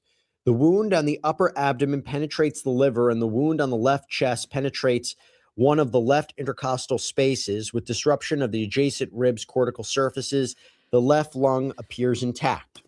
The bilateral upper and lower extremities show full thickness dismemberment. Multiple other skin and soft tissue defects are present without apparent associated internal injuries. The etiology of these defects is not clearly apparent due to severe postmortem changes. Postmortem toxicology performed on liver tissue shows the presence of a low level of ethanol, which may be due in postmortem changes or ingestion, and does not appear to be contributory to the cause of death. Let's start right there. What does this mean? And what does this tell you? And what are there still questions about? Well, the body sounds like it's in a state of postmortem decomposition with some loss of integrity of the skin surface and some bloating and skin slippage, etc. But despite that, the medical examiner was able to identify 2 wounds that penetrated, meaning they went into the body, significantly into the liver, which would bleed a lot, and significantly into the lung, the space around the lung. Makes me nauseous to hear this ickiness. Yuck. Which also would cause a problem with air and blood accumulating there. And if it were a freshly deceased person, perhaps the edges of the wounds would tell you the weapon much more clearly, but it's more difficult in a decomposing body. But they are trying to generally describe the wounds and the shape without saying it's absolutely a knife that did this. And to be clear, I'm glad you mentioned that because earlier in the week, when they talked about the charges and the special circumstances, it was very specific, a sharp instrument they claim was used. They didn't say it was a knife or an axe or something. They were just said it was kind of specific. This was something that was picked up on by TMZ. They believe defense attorneys would jump on this. There are 2 penetrating wounds of the torso with smooth edges that may represent sharp force injuries. So in other words, is there room here to suggest that it was something else? Something that was sharp enough to penetrate skin and underlying tissue and go into the liver and then into the space around the lung. Is it, what exactly is it? That's really the question. And I don't know that they'll be able to say exactly the weapon that was used. Is there, and I'm going to go through this more. I don't want to ask this question. I have to ask this question. Is there anything in here to indicate that she was alive at the time of dismemberment? Not from what the medical examiner described. It sounds like classic amputating the body to try to compact it, to hide it, to dispose of it. I've seen that in a number of homicide cases. So nothing that suggests that these amputations occurred while she was alive. When you go to other parts of the report, they talk about tattoos and they say description that she had a tattoo on the finger. This is something that we've talked about before. That seemed to be the identifier, one of the ways that they identified her as Celeste. But when you go to other parts of it, other parts of her body, including eye color, cannot assess due to severe postmortem changes. Is that decomposition? Is that dismemberment? So I guess it becomes a question, how significant is that to determine what exactly happened to her? And how much does that complicate this analysis? Well, forensic pathologists are skilled at identifying wounds and trauma in all manner of body composition. So all the way from the freshly deceased to the skeletonized, to the exhumed body. Taking all of that with the education and experience of the Los Angeles Medical Examiner's Office, they're familiar with the interpretation of wounding in a body and seeing it at this decomposition level. So yes, of course it makes it harder. You have to really call on your knowledge base to interpret the wounds. The eyes being collapsed after death is normal. They lose their turgor. They don't, they're not the same shape. So not being able to see her eye color, that's a completely normal thing in a decomposition like this. Her weight was 71 pounds. Is Well, that you lose a lot of weight also, in this sort of death decomposition process. So that's not reliable as to what her ante-mortem weight was. I want to go to skin defects. Multiple skin defects are also present over the torso, with many perforating the skin and soft tissue without identifiable soft tissue hemorrhage or associated internal organ injuries. They range from 5/16 inch to 1/4 inches in greatest dimension. Multiple superficial linear abrasions are also noted on the right dorsal hand.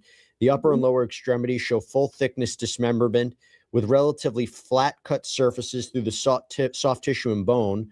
No discernible hemorrhage is identified at these sites. Multiple fragments of blue plastic material are found embedded in the cut surfaces. Representative fragments are collected by medical examiner criminalists and submitted to the evidence department on September 8th. Let's see what we got here. User, thank you very much for the super chat. Shadow, have a drink on me. Shadow's drinking for Rooster tonight too, by the way. Me, I've been trying to get comfortable in my chair because I get squeamish hearing about these dismemberments and stabbings in the liver. Not my favorite. Not my favorite. Thank you very much for that, though, user. Shadow and I appreciate that. For the rest of you, likes are free. So spank that like button and leave your DNA in the like button. Send Shadow a like vest or buy Shadow a drink. Drinks and hootie snacks. 2025. The right upper extremity is dismembered 9 inches from the top of the shoulder. The left upper extremity is dismembered 5 inches from the top of the shoulder. The left fourth and fifth fingers are amputated. The right lower extremity is dismembered in 2 places. One site is 12 inches from the top of the leg, and the other is 10 inches from the bottom of the heel. The left lower extremity is dismembered in 2 places. One site is 9 inches from the top of the leg, and the other is 15 inches from the bottom of the heel. It says the head is partially skeletonized with an absent left eye, and there is liquefaction of the soft tissues. What does this tell you about how she was dismembered? It's important in dismemberment to look at the edges of the wounds. So any tool marks, any particular saw. Hot tea, this is almost over, and I think that was the worst of it. That might have been used to do this. The fact that there are these blue flecks give you some clue. If you're able to then locate something that was used in the process. And just doing the careful tool mark analysis on the ends of the bones in all of the amputations, the fact that everything is together there in there's the body bag and then there's the trash bag with the limbs in it. They weren't discarded in different places.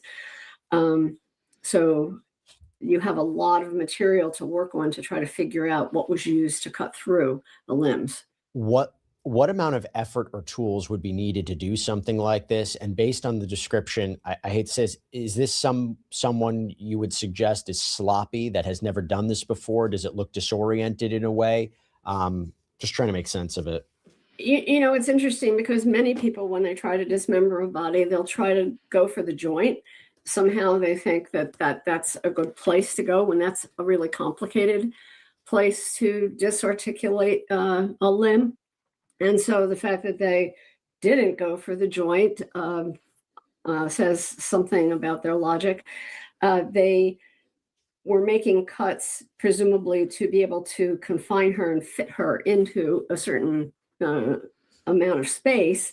And so they not only. And think about this.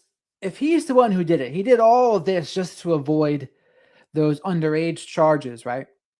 And it's like, that's bad enough, but then he makes it 1,000,000 times worse.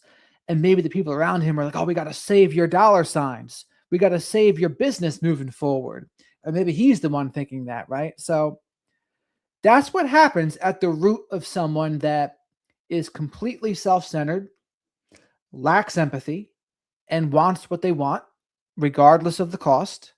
So he wants his attention, money, fame, and anything that's going to get in the way of that. And in this case, that would be Celeste. If she's going to be a witness against him, has to go. So this guy, out of control. Cut the legs in one place, they cut them in two places, you know, to fit them in. Right. I think beyond that, you can just say someone's trying to hide the body. They are doing their best to compact the body to hide it, but they left it all there. So I can't really psychologically analyze that part. How is an eye missing? Is that from decomposition? Well, it's not really missing as much as it's all gone away. I believe there was mention also in the report of insect activity. Yeah, can you talk about that a little bit? You know, they don't go into great detail about it or about how many generations of insects are there, but it's usually fly activity that we refer to. And adult flies lay eggs in moist places on the body, and then those eggs start to grow and become maggots, and then they keep getting bigger, and then they pupate into the next generation, et cetera, you know, so forth. So they can do a lot of destruction because they're scavengers, if you will. So they will eat dead tissue, necrotic tissue, and just digest it and eat it, you know, in there, and that's what they do. So many times they will go for the soft parts of the eye and other soft areas. And does that tell you how long the body has been decomposing? And does it actually relate to a particular location? Is there specific insects that inhabit a certain location? Or you could say perhaps there's evidence of those insects being in a certain location. Yeah, I think that, you know, the entomologists that do this work specifically, the forensic folks, they collect the maggots, they look at them, they see if there's pupa casings there, if any other material from the flies are there, to try to date it. That could give important information. The female reproductive tract. Okay, this is page 9. Uterus present and not enlarged and without endometrial lesions and hemorrhage. Ovaries and fallopian tubes appropriate for age. Other private areas without lesions. Now, it says other female reproductive tract findings, severe postmortem changes noted. This I just want to highlight because one of the allegations, right, has been put forward is, you know, that David was allegedly engaging in illegal sex acts with a minor, right, with presumably Celeste. And I know that there was at one point a question of, was she pregnant or not? There's nothing to indicate this. Is there something about this particular section that stands out to you? No, the report indicates the uterus was normal, so it wasn't enlarged as it would be in pregnancy. There wasn't anything seen on the inner lining of the uterus that would be seen in pregnancy.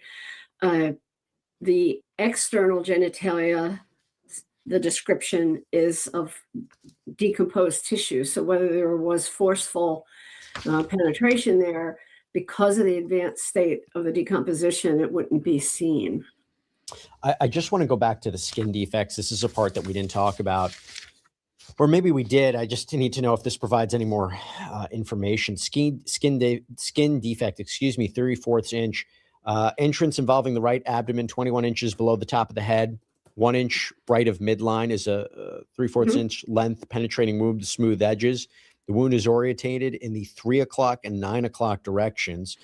Path, the wound track sequentially perforates the skin and soft tissue of the right abdomen and the liver.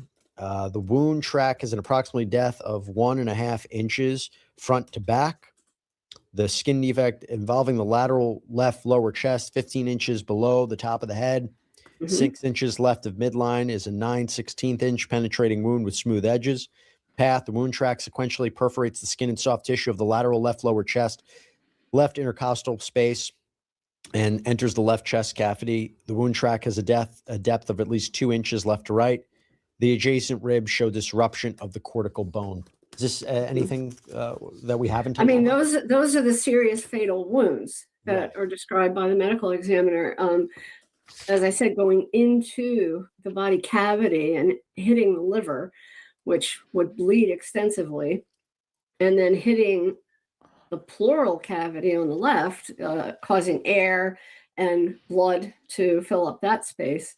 Again, seeing the blood and seeing the air is not possible this many days of decomposition, but the wounds are there and they mark the track of the penetrating weapon. The fact that there's injury on the ribs themselves might be analyzed for a specific weapon as well. The markings on the ribs. TMZ reported this. It, I believe, to be in here as well, the toxicology findings, right? So it says there was I believe, a presumptive positive for methamphetamine and MDMA, but then apparently there was another screening that says meth was inconclusive. MDMA.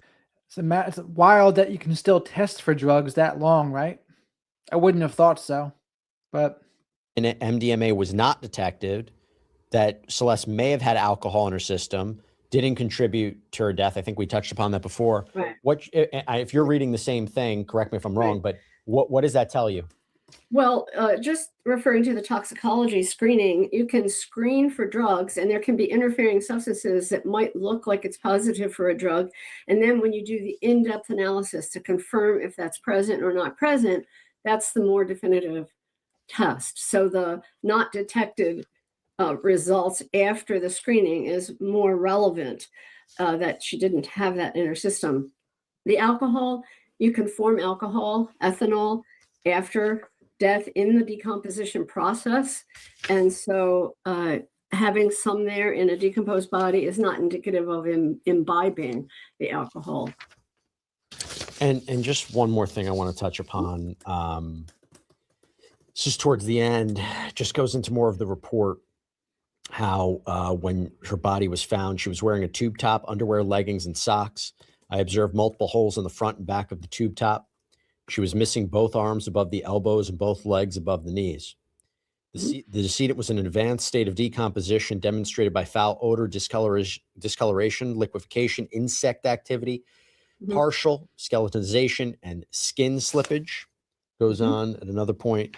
She was dismembered and was inside a black body bag and black trash bag. We've known some of this before, but it's just so difficult to hear. Final thoughts on this and anything that we're missing from the report that stood out to you? I mean, I think the medical examiner did a thorough job. And in fact, associating the clothing with the wounds on the body is a very important part of analyzing. How long, chat? Maybe Bella, do you know the answer to this? How long does it take a body to fully decompose to skeleton? I don't know the answer to that. You know, the penetrating wounds. So some of those additional injuries in the clothing may shed some light on the marks that can't be further identified on the body. I think determining that it's these two fatal wounds that are the primary cause of death and that it's a homicide is very important here. Mary Jambelic, thanks for taking the time. I know it's never easy to go through this. I know it's never easy to go through it when you're dealing with a child, but that is exactly what the situation is here. And I appreciate really coming on very quickly to break this down with me. Thank you. Certainly. Thank you. And that's all we have for you right now here on Sidebar. Everybody, thank you so much for joining us. And as always, please subscribe on YouTube, Apple Podcasts, Spotify, wherever you should get your podcasts. You can also check us out on NBC's Peacock. If you want to follow me, X, Instagram, my News Nation show, Jesse Weber Live, Monday through Friday, 11 p.m. Eastern. I'll see you next time, everybody. No, I hear you, Jackie. I hear you. Again, this is just like what's been going on recently. This is a big case. Brian Netton did talk about Nancy Guthrie, and maybe we'll talk about that tomorrow.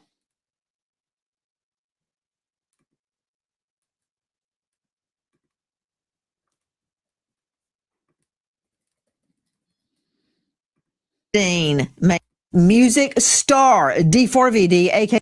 And by the way, folks, please remember to like the video because likes are free. So spank the like button. Send Shadow a like vest. You can buy him a drink or some hoodie snacks. Subscribe to the channel if you're not already. And say hello to the flock of black sheep in the live chat. I'll be doing a live stream, members only live stream tomorrow, 8 p.m. Eastern, where we can talk about whatever. Maybe people can share some of their stories there too if they want. And I usually go live every night a little bit after 10 p.m. Eastern to talk about true crime and current events. And I use my experience with psychology, narcissistic abuse, and narcissistic family systems to give my unique insight on those things. David Anthony Burke, in the last hours, thrown into segregation, had to move jails after charges come down regarding the grisly murder and dismemberment of a 13-year-old girl, Celeste Rivas. Good evening. I'm Nancy Grace. This is Crime Stories. I want to thank you for being with us. Be right back. Her body was in deep decomposure. She was also dismembered. You're peeking behind the curtain here of what investigators have uncovered is probably a lot of communications and digital evidence around this conspiracy. We may never get a COD cause of death. As we go to air tonight, David Anthony Burke, aka D4vd, thrown into segregation, had to move jails after charges and arrest in a grisly murder of a then 13-year-old girl. And the allegations are disturbing. According to the prosecution, he murdered her with a sharp object because she threatened to come forward about their sex relationship, knowing it would destroy his music career. Why thrown into segregation? Straight out to Caitlin Becker, senior national correspondent, New York Post, and host of a hit new podcast, NY Postcast. Caitlin, thank you for being with us. Why segregation? Well, Nancy, it's because of his notoriety. They're keeping him protected because he's a well-known person. Now, I use that term as loosely as I possibly can. I think it's this case that has really added to his notoriety. I mean, he wasn't exactly a household name coming into this investigation, but within the system, it does seem that they're a bit concerned that something could happen to him if he was maybe in Gen Pop or with some of the other inmates while he's awaiting trial. Because of course he did not get out on bail because these charges are so incredibly egregious. So it's definitely for his protection. I do wonder how much that has to do with just the optics and the fact that he has a crack defense team of celebrity attorneys who would really hammer them if anything happened to him behind bars. So he is segregated. He's alone just basically because he's kind of famous. Once at the jail, D4vd is now segregated from other inmates for being a, quote, noteworthy person. Now, you mentioned that he may be more popular behind bars than he is on the outside, but isn't it true? He was pulling in millions of dollars and had just launched his worldwide Withered tour when Celeste's body was found in 2 different trash bags, her head in one trash bag. Actually, they're called body bags, so I'm not sure they're trash bags. And the rest of her body dismembered in the second bag in his the front trunk of his Tesla. Isn't that true? Just before that happened, he was leaving on a world tour. That's exactly right, Nancy. He was Well, Jen, remember, they're going to try to say, well, how do you know that he did it? How do you know D4vd did it, not someone else? That'll be interesting to see what evidence they come up with for that. Might be DNA evidence, might be other motivation. That's certainly part of it. Certainly an up and comer. He was on the upswing of his career. Like I said, not a household name yet, but definitely in the hip hop world and in that circle, someone that people knew.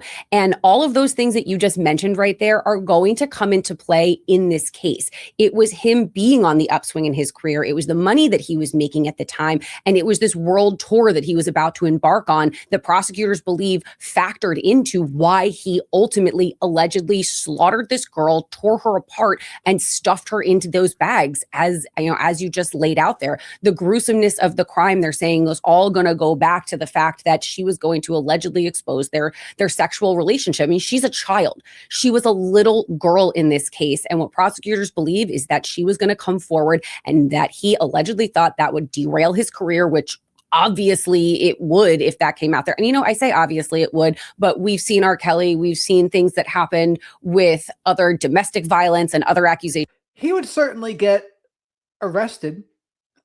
He might spend a couple years in jail for that. I don't know. I don't know what they would do with that, actually.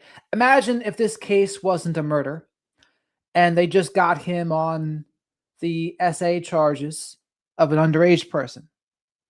How long would you go to jail for that? I really don't know. Certainly not death penalty worthy, though, although some would argue it could be worthy of that, but it wouldn't be in practice. Now, there are some places, though, in Florida, I think, where if you do something to someone under a certain age, you do become death penalty eligible. Isn't that right, Bella? With musicians, and sometimes it doesn't derail their career. It seems like the last bastion of celebrity that hasn't been impacted. Wait a minute, Becker. Hold on. Where is Sean Puffy Combs, aka Diddy, right now, tonight? Where is he? You know what? You're right. This might mean a change of the tide when it comes to how hip hop stars and how musicians in particular are treated. Prison. Jail. Jail. CI, Correctional Institute, prison, the big house, the pokey, the can, that's where he is. Okay, that's Diddy. Where is R. Kelly tonight? He's in prison, but how long did it take to get there? Oh, you're on cross-exam right now. Okay. He's in jail. Nancy asked the questions here, not you, yellow shirt. Got your facts straight. Oh, AKA the big house, the can, the pokey, CI Correctional Institute. Right. Okay. Lockdown. So that's Diddy. That is R. Kelly. Where is Weinstein? May he rot in hell. Where is he tonight? Caitlin? He's in jail fighting for his release yet again. Jail. Simple answer. And last but certainly not least, where's Epstein? Dead. He's dead with a little pit stop in the MDC, the jail. So I don't know what you're talking about, that music stars can get away with sex acts, and in this case, murder, and they get a hall pass, because that's not happening. To Joseph Scott Morgan joining us tonight, professor of forensics, Jacksonville State University. He is the author of a bestseller, Blood Beneath My Feet, on Amazon. He is the star of a hit podcast, much like Caitlin Becker's NY Postcast. His is Body Bags with Joseph Scott Morgan.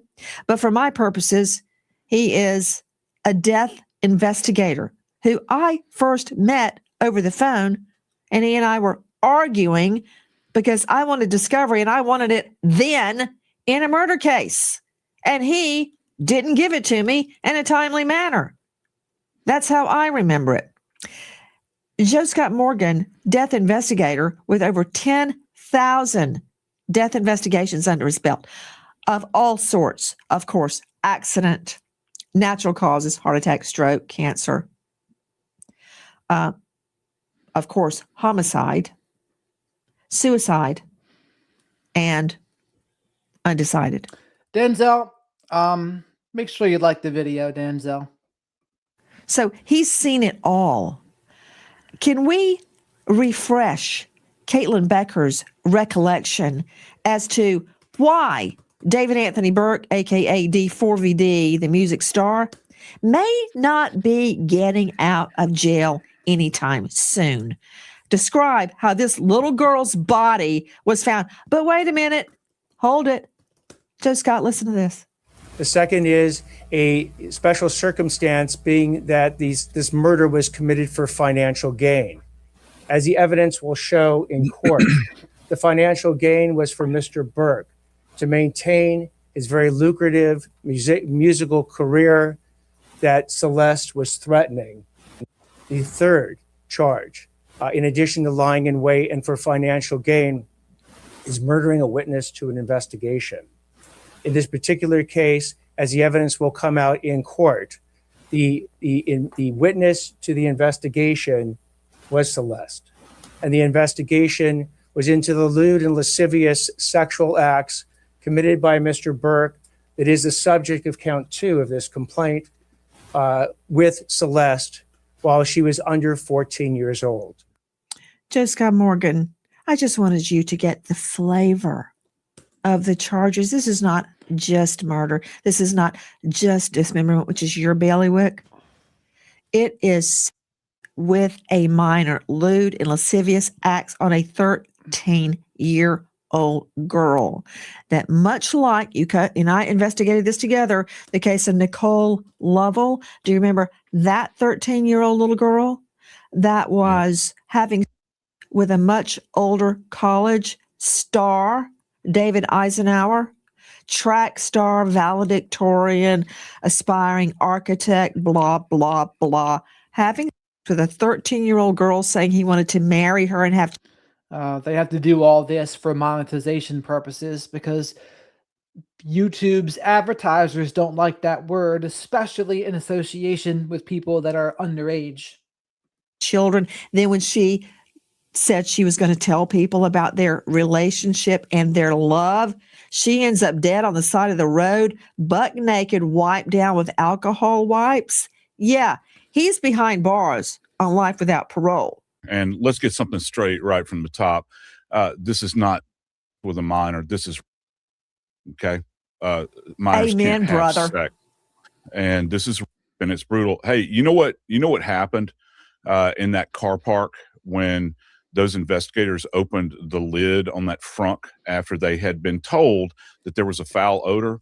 Let me tell you how this works in our world, in the world of medical legal death investigation. When they opened that frunk, there would have been a smell that rolled out, and it assaulted everybody around there. I've been there for countless cases like this where you have remains that are found in trunks. And you know what else, Nancy? Not only did that assault the investigators when they opened it up, it was also insects. There were flies that came out of that environment, probably lighted on the investigators. That happens a lot. People don't understand that.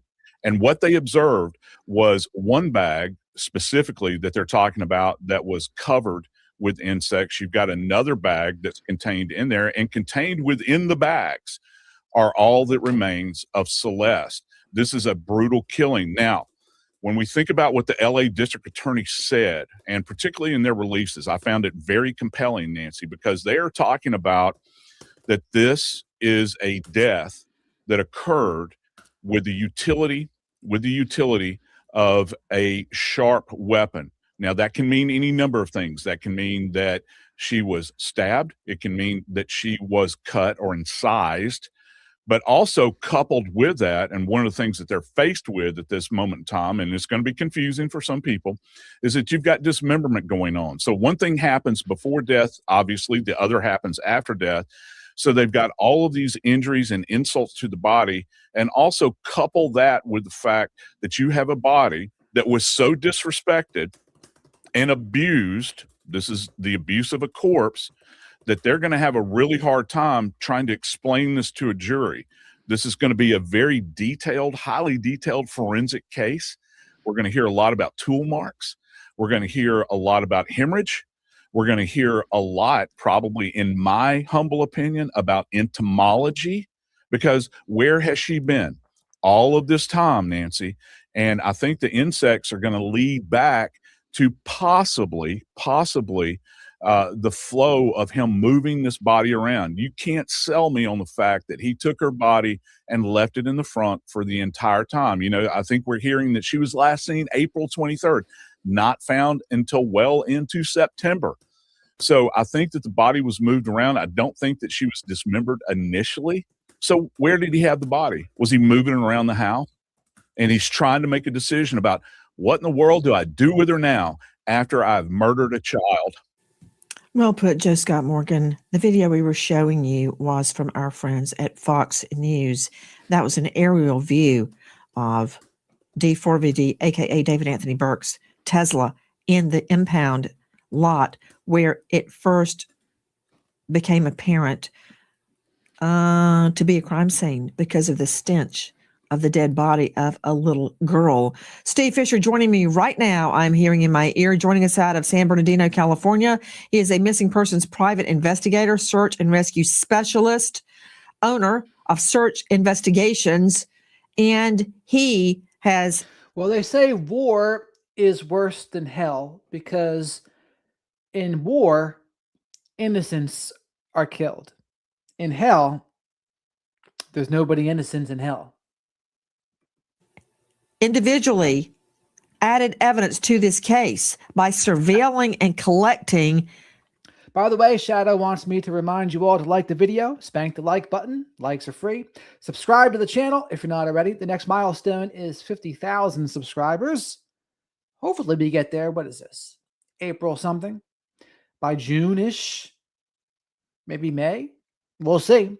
Say hello to the flock of black sheep in the live chat. And as always, super chats, super stickers, gifting channel memberships, or becoming a channel member all help support the channel. They give Shadow his Hootie snacks. It sustains him. And becoming a channel member gives you access to the members-only live streams. We'll see if there are other perks that I might offer with that at a point. We shall see. Maybe I got an idea. Ring cam, door cam, surveillance cam within that Hollywood Hills neighborhood, indicating that D4vd's Tesla was moved multiple times around the neighborhood so as to avoid detection. For instance, an abandoned car right in front of your house, how many days are you going to put up with that before you call to get it towed? To avoid that, the car would be moved around and around and around like, what is that game where you walk around the chairs and when the music stops playing, everybody's got to sit down really quickly? That game. Except it was with his Tesla with a dead body in it.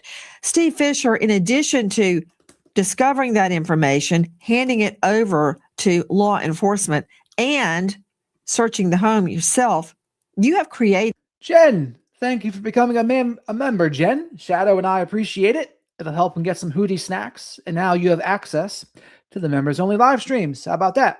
So everyone, welcome Jen to the flock of black sheep. Welcome Jen to Black Sheep Nation. That's a better way to put it. A timeline, which I find extremely probative. Could you explain your timeline and why you have come up with those particular dates and times? Well, it actually has a lot to do with what Joseph was just saying. I became really interested in the time between prosecutors seem fairly certain that April 23rd is the date that she was likely lured and killed by him. And that May 5th is the date of dismemberment. And building a timeline around that to see what his actions were right before and then after and then around the dismemberment time. And it gets interesting. He leaves, April 23rd is the date that they're literally announcing that Wither tour is happening. And the next day, the night of the 24th, he's on a plane to New York for a 3-day music pop-up in New York. And so he has a very short window of time, not only unfortunately kill her, but also figure out what he's going to do with that body. Because he doesn't dismember her, if the prosecution is correct, until May 5th, and that's a big window of time.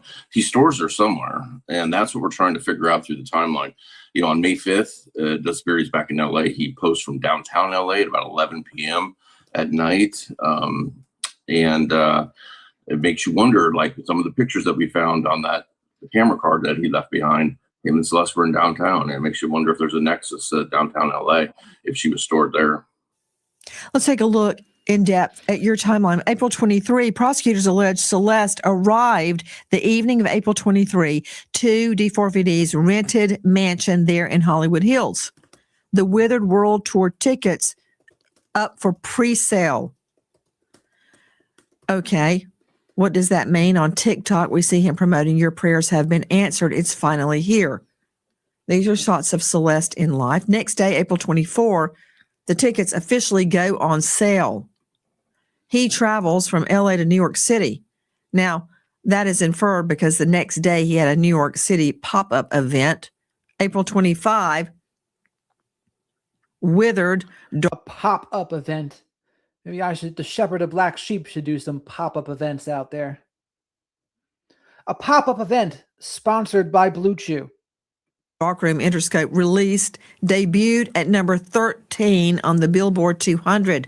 That's to you, Caitlin Becker. Number 13 on the Billboard 200.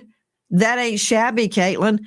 He wasn't a household name. He's not Diddy. He's not R. Kelly. He's not Jay-Z. Before he was accused of murder or suspected in this murder, I don't know how many people outside of the music world would have been able to tell you who he was. That was only the point that I was trying to make there. And he certainly was an up-and-comer. He certainly was on the upswing of his career. And like I said, that is a big reason why prosecutors believe that he did this to her, that he massacred this girl. And I was not saying under any circumstances that I thought that this was a pit stop before he was getting out of prison. I was just noting that he has a crack defense team, major defense team. He's being repped by Blair Burke, who in Hollywood is one of the biggest names out there. She's worked with Lindsay Lohan, Britney Spears, Harvey Weinstein. So he has quite a team behind him there. And I think that if I know Blair Burke the way I do, covering her for all these years, she's going to take any opportunity to be able to poke holes in just the most minor places in the prosecution's case to try to get this guy back out in the world, which is her entire, purpose. And that is why I think they made the choice to put him in solitary ultimately, because he is notorious. He's more notorious now that he's been involved in. I mean, let's face it, anyone who commits crimes against underage people, you are a target in jail. The guards, they do tell people, whether you're in county, state, federal, wherever it is, they say, oh yeah, this person messes with the kids, and they're not going to last too long. So not necessarily because they wanted to, but I think a lot of places they've learned they have to put them in a separate place for their safety. Not necessarily because they want them safe, but I think they just don't want to be sued. And again, because if the families of the predator person sues, if that happens enough times, then they could probably win those lawsuits. And so now they put them in a separate place. I'm pretty sure that's probably how it happened. In this crime and in this slaying. And so you gotta keep them separate, because if something happens, she's going to use it to her benefit. If something happens, in other words, he's killed behind bars, she won't have a job anymore. Yep. It'll be over. She'll be representing his estate. So let me follow up on what you were just saying. He's in the top 20 on the 200 Billboard. But think back. No one at one time had heard of Dolly Parton or the Beatles. I mean, I could go on, and then suddenly they're a huge mega hit, known worldwide. What do you make of the timeline, Caitlin? Oh, hey, before I get back to the timeline, you mentioned his elite legal team. You mentioned Blair Burke. Who else is on the team? He has a huge legal team behind him. The first person I saw and focused in on was Blair Burke there. That's the big name that stuck out to me. And that is who, if I was accused of something in Hollywood, that's the person that I would want representing me. And to your point on the timeline is so important. The tour, the tickets, the pop-ups, the travel, all of that happening in almost the immediate future to when prosecutors and investigators believe this girl was killed and dismembered is pivotal, because it goes to, at least I think, motive. It goes to motive, and it goes to trying to clean up what could have been a messy situation that could have, hampered his career and stopped that flow of money, those millions of dollars that were coming into him, and ultimately kind of screwed him over. ironically, he's probably going to prison for the rest of his life. And while it's probably likely won't happen, might face the death penalty. Not that I think that's going to come to fruition, but I think the timeline is one of the most telling reasons as to why this went down, how it went down, and when it went down.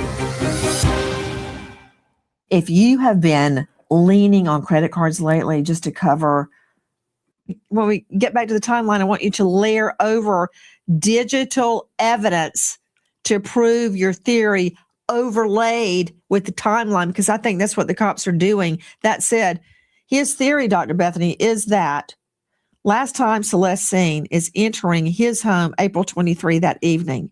She's never seen alive again. He thinks that she was killed around that time and that the body was stashed somewhere, then later dismembered. Now, keep in mind also that Steve Fisher can detail a huge burn pit, an indoor type of oven that was found still in the box in his garage, and farm implements that could be used to destroy or dismember someone, to kill or dismember someone. All that said, the psyche, the frame of mind one must have to kill and then go to a pop-up in New York and act like nothing's wrong while the body is cooling somewhere. You know, Nancy, this that data takes nerves of steel. This data is rich, Nancy. And what I hear in this, first of all, let's go back to the t-shirt or the shirts that he's selling with blood splattered all over it. The song called Romantic Homicide. He is a young man. He's 20 years old, and his loose band of characters around him also have very young brains. So the way they planned this out was not slick. These are not slick criminals, Nancy. These are not to be confused with smooth criminals. Kids. And you know what, Nancy, what's interesting to me is that because these are all kids and not slick criminals, kids are easily scared. All these other kids in the house, they're not going to be that loyal to him. They would rather be witnesses than be defendants. So there's going to be a lot of information that comes out in court, and this case will close quickly. This is a new trend, Nancy. This is swift justice, not victims who are being predated on for years before the perpetrator. Hard style. This is Shadow the Night Owl, of course. He's a spirit animal and mascot of the channel. We belong to the cult of Shadow, Black Sheep Nation. It comes to the notice of law enforcement. Back to Steve Fisher's timeline, and remember, all this is happening when, according to Steve Fisher, he believes Celeste is already dead. The album dropped April 25. According to Steve Fisher's timeline, she's already dead. Withered, released, now at number 13 on Billboard 200. Live appearance, pop-up, New York City's Union Square, performs Afterlife, how ironic, for the first time at the Band Lab pop-up acoustic set. D4vd visibly breaks down crying mid-song while performing Afterlife, April 25. Here's a shot of that. There is D4vd breaking down crying April 25 in New York, performing for the first time Afterlife. Now, to Steve Fisher, you believe she's already dead while he's conducting all of these performances. This is new here, isn't it? Do you think this is him, what, guilty conscience here? I don't know. I would be very suspect of how much of a guilty conscience he really has. But at this point, no one knows, I guess, what really happened. So who knows what this really is? Maybe he has his own selfish reasons for crying right now. Who knows?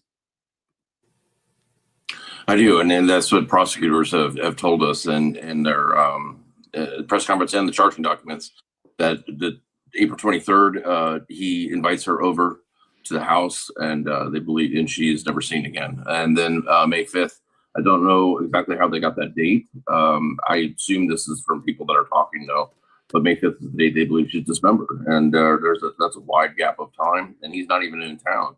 That makes it very, interesting, to say the least. And, one thing I think is going to be important here is just very simple things.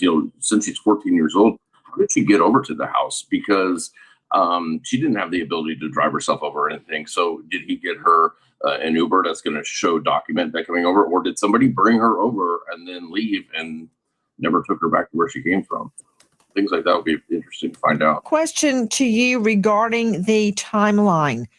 There was that and guys, very quickly, could you describe that? It's basically an incinerator that you observed in the home and those implements that could be used to dismember someone? Yeah, so we found in the house what had been delivered there was a burn cage, which is it's marketed as an incinerator. They're often used on farms to incinerate everything from trash to animal carcasses, and it burns up to 1,600 degrees, and that's what it's advertised as. And then we also found a chainsaw, and not been used, but we found a chainsaw. And the rental house, first of all, comes with yard people and everything like that. It's not like you're responsible for doing it. And even if you were, the way the lot is and stuff, you would have professionals use a chainsaw there.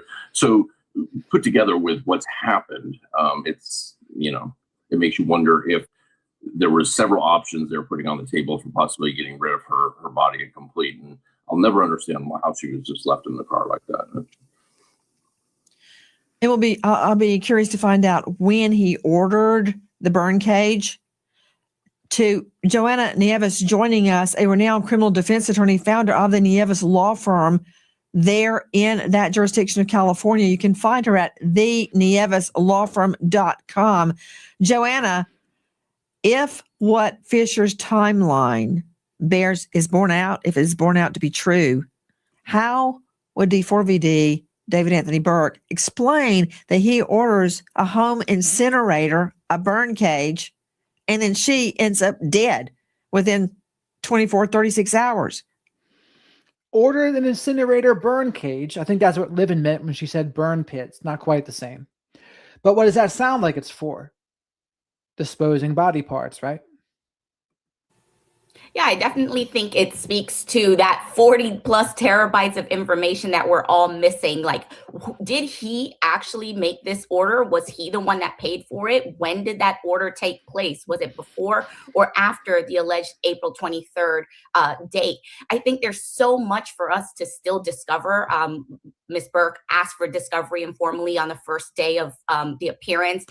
There's so much data that's out there that the prosecution is relying on. One thing that's advantageous for us is that they're pushing for a speedy prelim. It's set on day 3 of 10, and hopefully it doesn't go beyond that 10-day limit, so that the public who's so invested in this can start seeing what the prosecution is relying on. Because honestly, the purchase of a burn cage may speak to the mutilation of the corpse, but does not necessarily speak to the actual homicide. Steve Fisher, do you? Shadow is shocked and appalled at the lack of likes tonight. Shadow needs his Hootie snacks. Are you all trying to make Shadow get taken by CPS, Child Protective Services? So you need to like the video. Spank that like button. Send Shadow a like vest like Brian Hooker should have done to Lynette Hooker. And leave your DNA of choice on the like button. And make sure you subscribe while you're at it. Remember that late night Santa Barbara trip that we know D4vd David Anthony Burke took around 2 o'clock in the morning, something like that. He goes up into a heavily forested area. Do you believe there's any chance that is where the body was dismembered, then put into body bags and brought back? Yeah, I go back and forth on that, and I'll tell you why. Because we didn't find any evidence of the Santa Barbara trip. We did find some photographic evidence that he spent time in the National Forest, which was still inside LA County. But, the charging documents themselves, and I understand you can probably explain this better than anyone, might not have to be exact on this, but they say in the county of Los Angeles, she was dismembered. So I don't know. We didn't find anything about the Santa Barbara trip. So I just can't speak to that. Well, you're right. Yeah. There's a jurisdictional issue there. So let me refer you to his travelings within LA County. Would that include a forested area? It would, and I could see that happening out there because it's easier to not have that evidence. But I don't understand how she ended up where she ended up after being dismembered. Here's my question back to you, which I'm going to go to you on, Bethany, because, go through all this, managed to elude justice for so many months, and he has the body in his trunk of his car, and they're moving it around the neighborhood, and they're caught on video on door cam doing it. But first, Joe Scott Morgan, at the location of her dismemberment, if it is in nature, is there a way, even now, that a cadaver dog could hit on it? Yeah, I think that it's going to be difficult because the remains obviously have been removed. However, if they can zero in on a particular area, and Nancy, just go with me here, hear what I'm saying. If that is the case, she would have already been in a rather advanced state of decomposition when she would have been removed, allegedly, to this Santa Barbara location, okay? So any kind, I don't know how to put this delicately, but any kind of dismemberment that would have gone on out there would have left traces in a specific area, okay? And I'm talking about bodily fluids, I'm talking about bone dust, all these sorts of things that we encounter along the way. Could there be a remnant out there? Potentially, but it is not going to be a strong hit, because I know where you're going with this. You're thinking, can we bring cadaver dogs out there? It's worth a shot to do it, but I think that there's going to be less of a chance of finding something. Black Sheep Nation, you should welcome Hard Styles to the flock of black sheep here. We're a very welcoming group, as you will see. Out in that remote location, if they can specifically identify it, I think there'll be less of a chance as opposed back to the house. American homeowners, the FBI has been warning about a type of real estate fraud called title theft. Your equity, the target. Just use the link below, and good luck. To Dr. Bethany Marshall, back to Steve Fisher's observation. Why not just bury her body where it was dismembered? You know, that house, it was like a zoo. There were people in and out all the time, according to Steve Fisher. And I guarantee you, there you go, that is the home rented by D4vd. These are from our friends at TMZ. Dr. Bethany, how could he affect a dismemberment in that house with people in and out, barging in and out of his bedroom? Impossible. He gets the burn cage, can't use it. Too many witnesses. So one working theory is he dismembered her in a heavily forested area. Why did he bring her body back in 2 body bags in his Tesla? Nancy, I agree with your clinical assessment of stupid. Stupid is written all over this. And you know what? 20-year-olds don't talk to each other. They text each other. They take videos and send them to each other. So what's going to come out in the digital evidence in court is the story of why she ended up in the front. So this is Dr. Bethany Marshall, psychoanalyst. Maybe I should invite her on the channel. Press 1 if you think I should invite Dr. Bethany Marshall on the channel.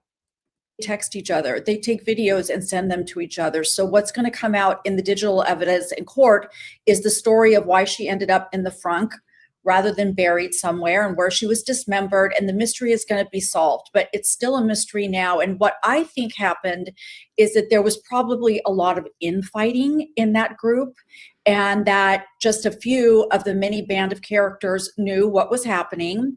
So he allegedly kills her, goes to his pop-up, leaves her in the frunk, and then there's a big argument about, well, where do we put her? Do we bury her? Do we leave her in the frunk? What do we do with her?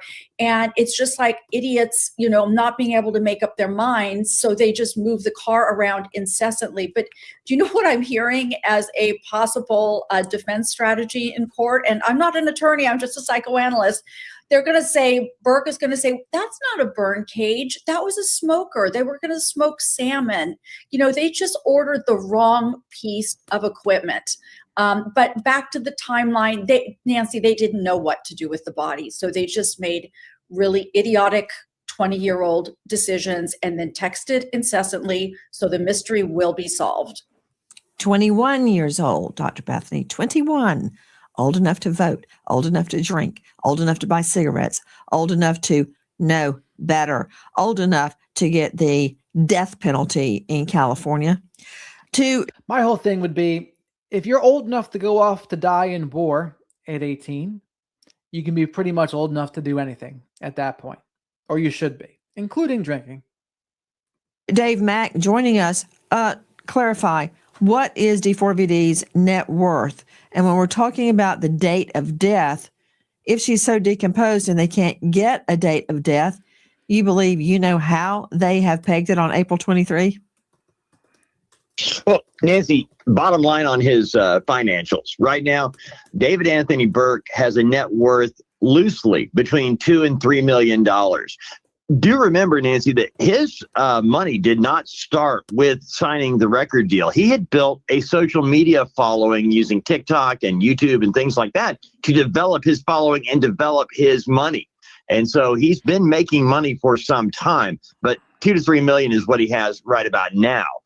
As for the pinpointing, April 23rd as the time of death, and then the May 5th dismemberment. To get to those dates, Nancy, law enforcement has, we know that they had the incredible digital breakdown of the timeline. We didn't know what it led to. We just knew that that investigators said that D4vd made a late night trip to Santa Barbara County in the late spring of 2025. That's what they told everybody. So now they pinpointed that D4vd. So Danielle, I buy the individual popcorn kernels, popped corn, and I put them in this plastic device and into the microwave. I don't eat bagged popcorn because I don't like the chemicals and things they put in there.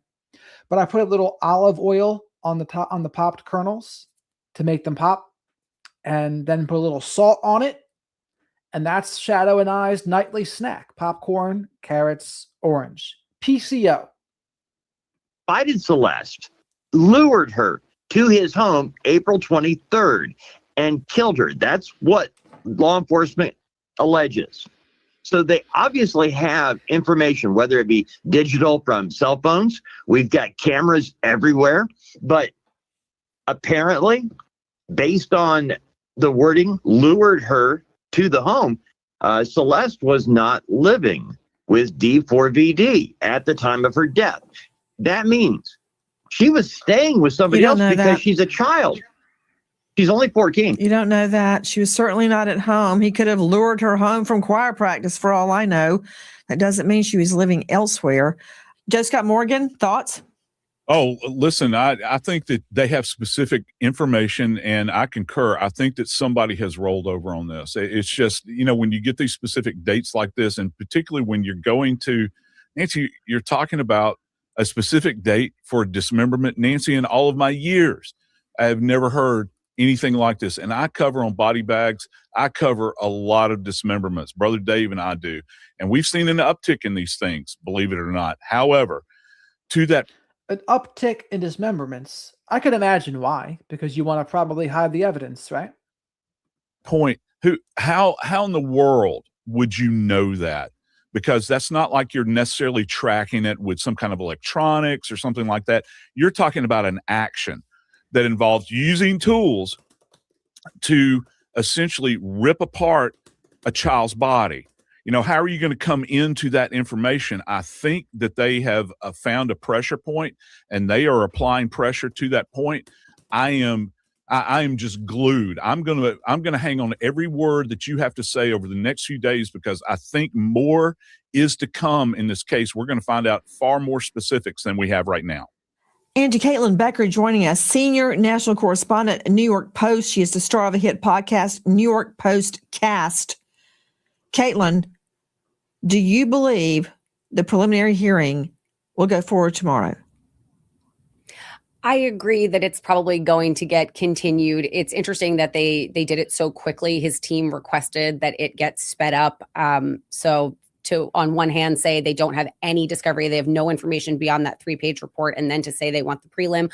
I do think that it's probably going to get continued, so we won't get a ton of information tomorrow. However, we might glean something about the medical examiner's report that the judge did agree to release. So that could give us a little bit of more information. And to everyone else's point about people rolling over and not having that hard evidence, I've covered the celebrity world for so long. Young celebrities, particularly celebrities who are up and coming, they tend to have a massive crowd around them, and they tend not to want to do things alone or for themselves. So I think it's impossible that this man would have gone through with all of these actions single-handedly. So people were there, people know something, and as you said, they want to be witnesses.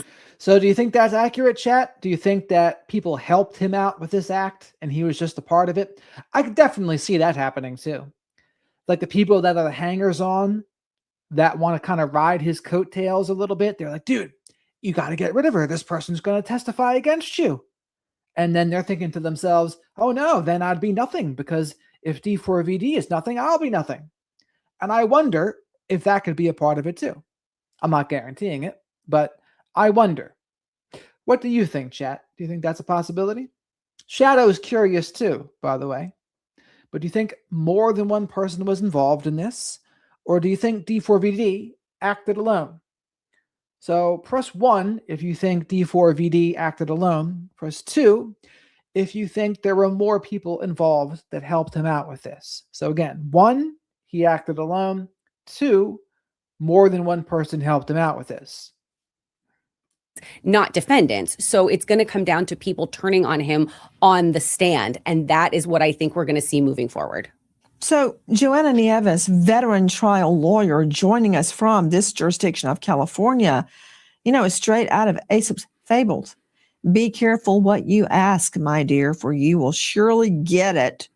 They said, speed up, speed up. We want to prove our innocence. So now they're getting it. Preliminary hearing set for tomorrow morning. Why would they do that? Because he has a right to a speedy prelim at this point to happen within 10 days. He can also waive that and it can happen within 60, and trial can happen within 60 days as well. So I think what they're doing is trying to get all of the Brady material that they can. Discovery is due at least 30 days prior to trial. But when it comes to prelim, the DA is responsible for turning over all exculpatory, favorable, impeachment type information, witness statements. And so they should have that in hand so that they're able to have put on a fair defense at prelim and be able to cross-examine those witnesses. And so when you keep that 10-day window, then at least there's going to be an exchange of parts of the discovery, and most of the time it's those critical parts of discovery to help defend the case. Hi guys, Nancy Grace here. Please join us on Crime Stories and stream it.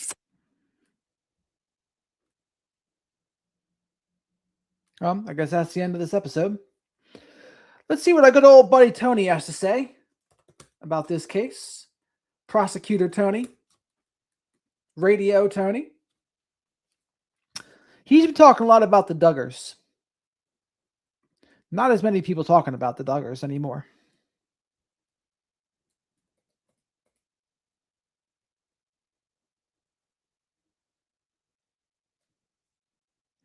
Members only. Goodness gracious. Members only. Members only. He's clamping down. This is Hidden Killers with Tony Bruschi. Here now, Tony Bruschi. January 24th, a Twitch live stream, an 18-year-old singer and a 13-year-old girl laughing, talking into the early morning hours, sitting next to each other on camera for the world to see. And then near the end, he looks over, laughs, and says 2 words, delete everything. Delete everything. Those words didn't delete anything. The live stream was archived, the relationship it captured kept going, allegedly. And 14 months later, according to prosecutors, the girl sitting next to him in that video, a child named Celeste Rivas Hernandez, 13 at the time, walked into his Hollywood Hills home and was never seen or heard from again. Her name was Celeste. She was from On a side note, there are still plenty of these AI channels talking about the Nancy Guthrie case.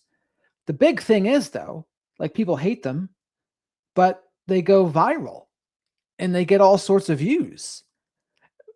And my channel does better when I go over them too, even though people that talk to me actually say they hate them.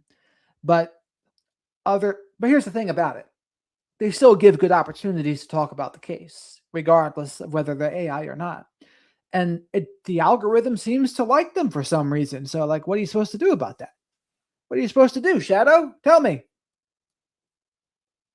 Elsinore, California. Her parents immigrated from El Salvador. She was reported missing 3 separate times in the final year. And yes, please remember to like the video because likes are free. Spank the like button. Throw Shadow a like vest. Buy Shadow a Yingling draft. That's what Shadow likes to drink.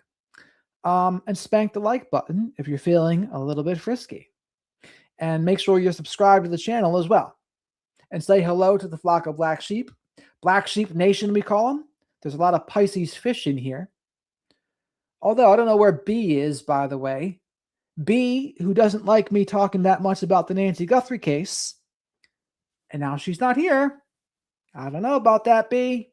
I don't know. Year of her life.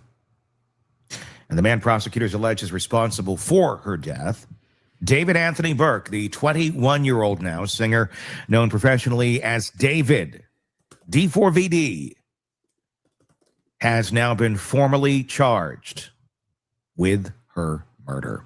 Your thoughts in the comment section as we work our way through the latest in this story, and I guess the inevitable of what has finally transpired with charges now being brought against Burke that aren't just severe. They tell a story. And the story the Los Angeles County District Attorney's Office is telling is one of calculation, silence, and self-preservation at the cost of a child's life. Now, I want to caution everybody, we're going to go through all of the charges. I'm going to say this, and it's in no way trying to stand up for David, but we are at the very beginning of this case. I know it's been dragging on forever, but truly, now that charges have been brought, we are at the very beginning of the new chapter in the case, I should say. We've turned a page. We've turned a leaf. We're going in a new direction here. And anytime this happens, anytime you have charges being brought... Aha! I summoned B. She says, and I quote, "I've been here all along. Not feeling well, so I'm lying down." Okay, B. Shadow and I will forgive you for the night. Brought by a district attorney, by a prosecutor. They basically have the stage right now. Whatever they're going to say, the full attention of the audience is on them. There's no one on that stage at this moment saying, I don't think so. Whoa. Hold on a second here.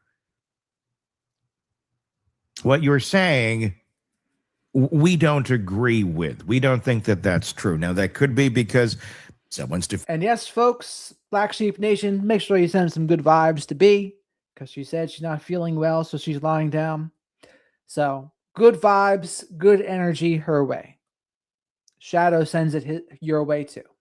Defending someone who's guilty, or could be because someone's defending somebody who is not guilty, someone who has a story that the DA's version of events may not be completely accurate to reality.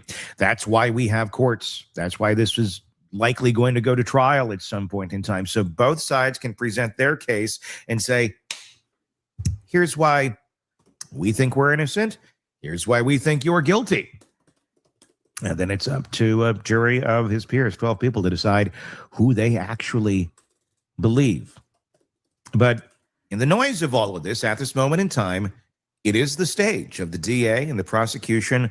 They're bringing the charges, and it sounds pretty nasty, and it sounds pretty horrible. But before we make a full judgment here on anything, let's hear what he has to say. The defense of David has said that they have not gotten all of their discovery materials yet. Prosecution saying there's like... Shadow and I send good vibes to you too, Linda, because Linda's not feeling too well either. So send some good vibes and energy her way. Positive thoughts.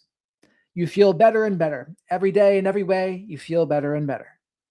40 some terabytes of digital information, which, you know, at the end of the day, it's going to be pretty damning if there's some stuff on there that points to guilt.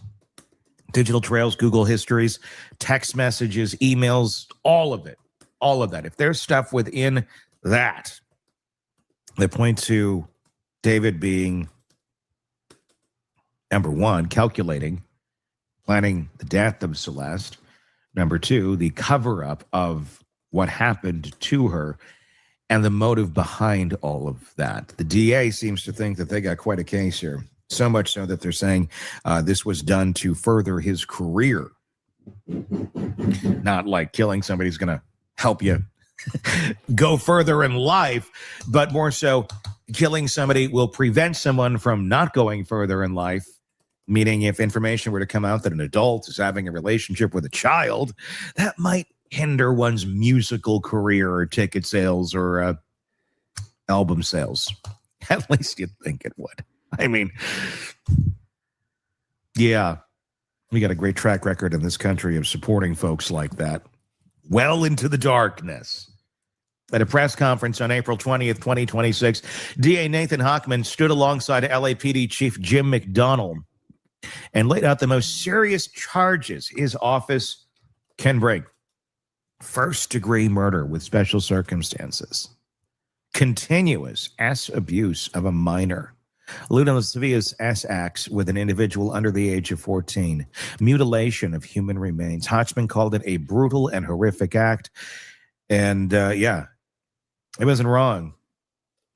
But the special circumstances attached to the big charge of murder are where the prosecution's theories become something more than a charge sheet. They become a motive map, if you will.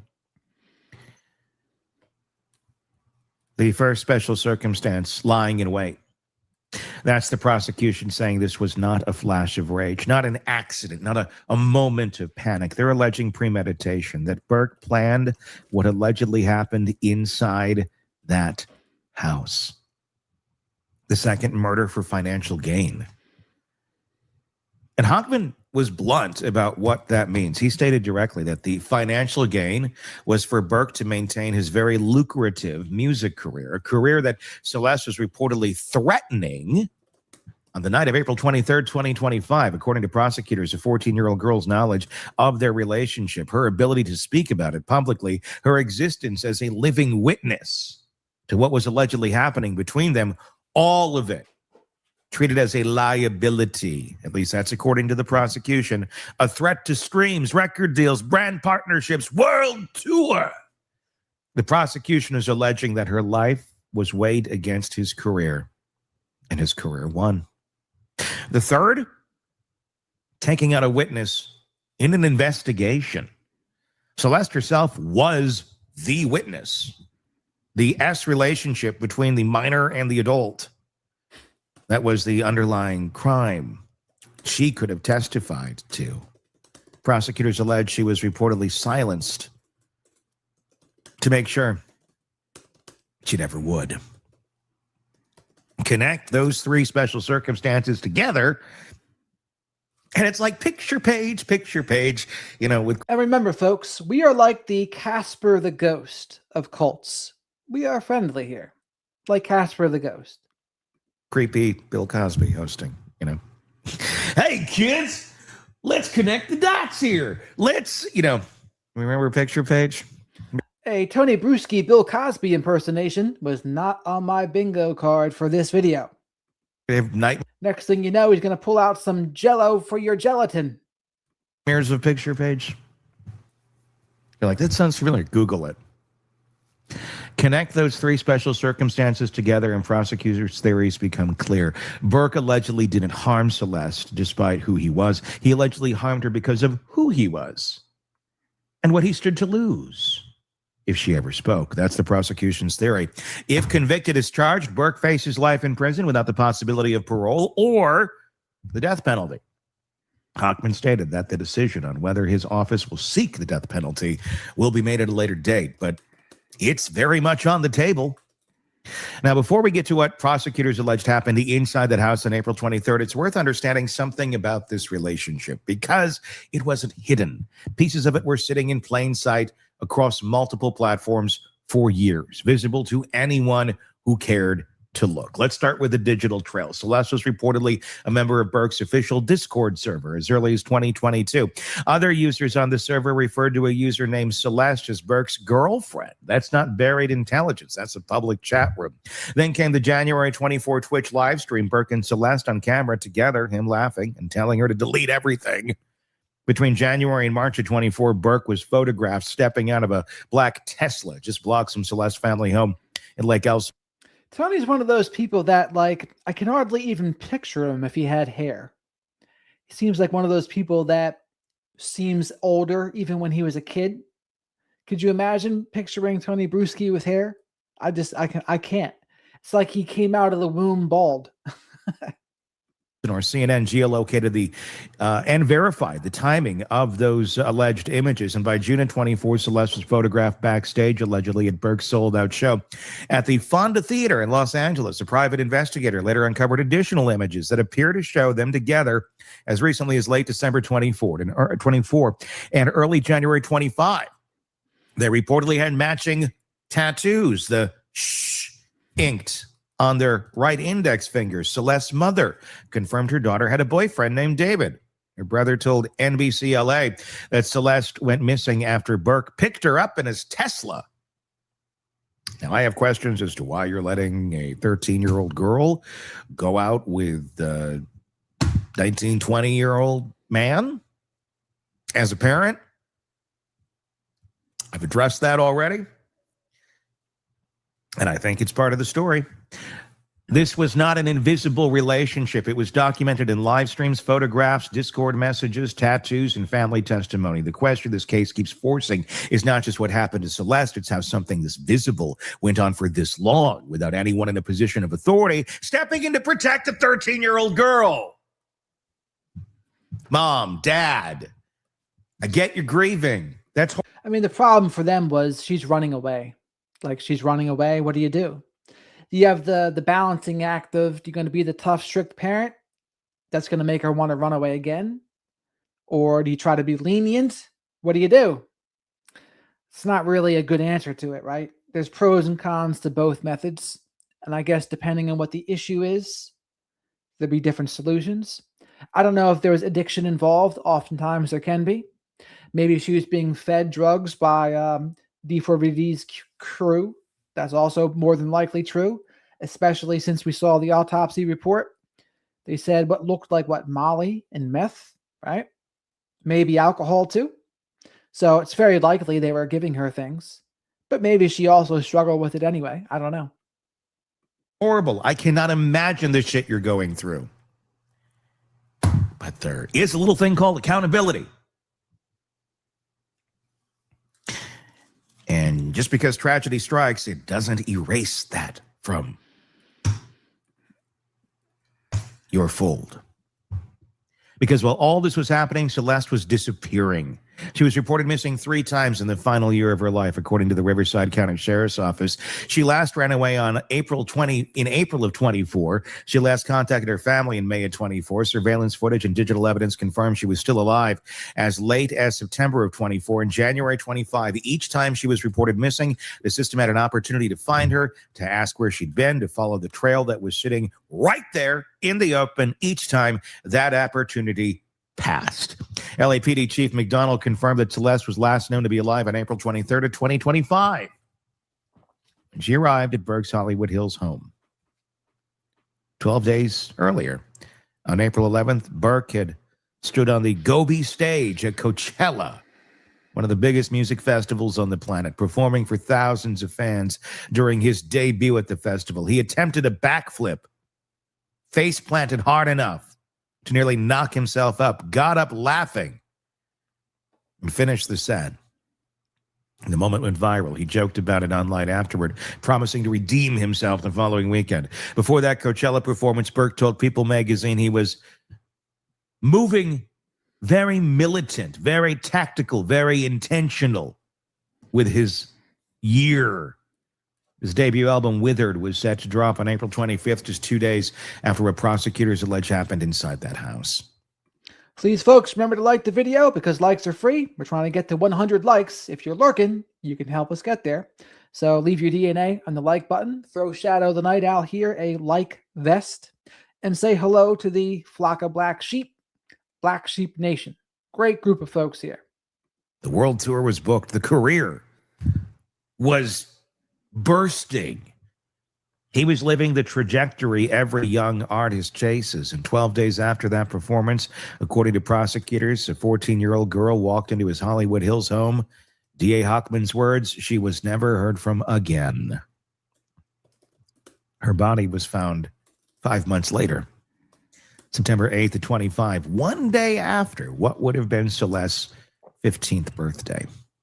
Workers at a Hollywood tow yard called police after noticing a foul odor coming from an impounded Tesla registered to Burke.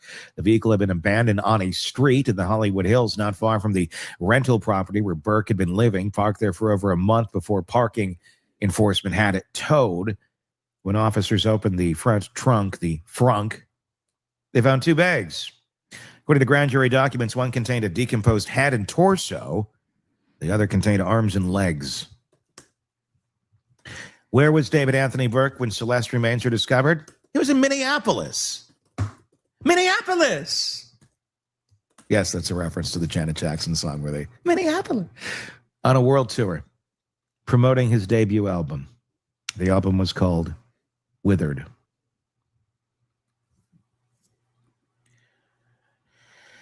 Let me tell you, he took people on an escapade.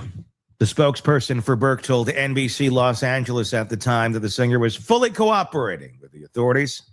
An LAPD source later told People magazine that this was allegedly not the case, that Burke had not been cooperative in the investigation. The gap between the public statement and the alleged reality is worth sitting with. According to TMZ, some of Burke's friends reportedly believe Celeste was a 19-year-old college student.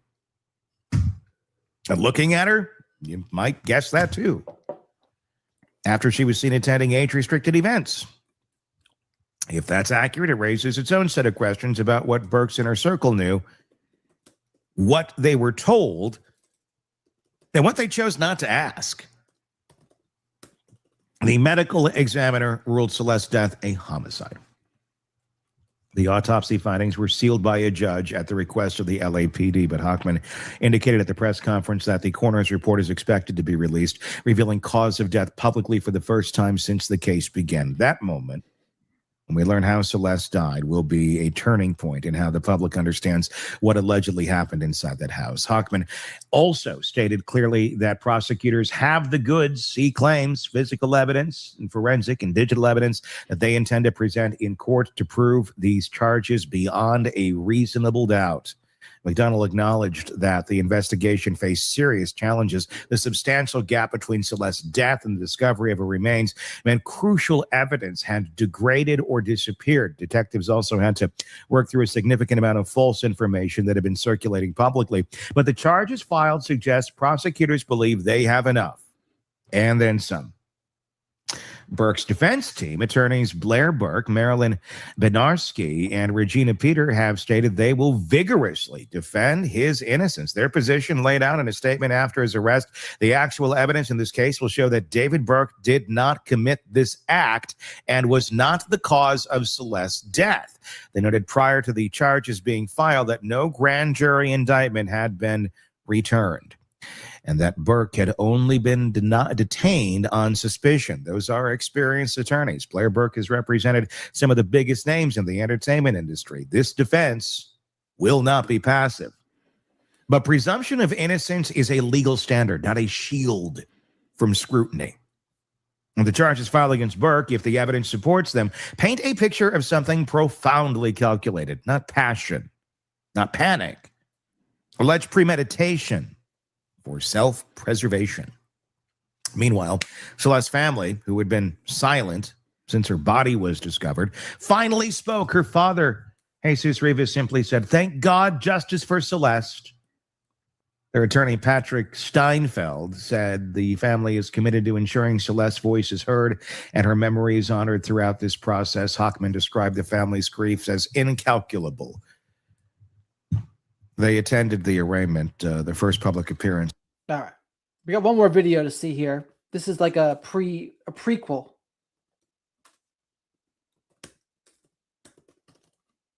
Make sure you like the video while you're out there too. D4vd files Turkey Tom. Unraveled on September 8th, 2025, police officers found body parts in the trunk of a vehicle showing. And this video is called D4vd Turkey Tom. The D4vd files. This is interesting. That previous channel we watched was Tony Bruschi, Hidden Killers with Tony Bruschi. Make sure you check him out and support his work. Make sure you check out and support Nancy Grace as well.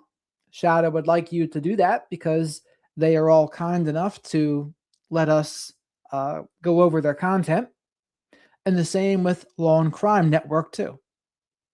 Signs of prolonged malnourishment. Upon further investigation, they discovered these were the remains of a teenage girl that had been missing for 17 months, and that the car belonged to indie artist David, who had over 30 million listeners and songs with almost 250 million views on YouTube. An already dark and tragic incident became even darker, as people online slowly unraveled 4 years of David foreshadowing this would happen through his music, which he was performing the same day the body was found. This is one of the most downright evil stories I've ever covered, so viewer discretion is advised.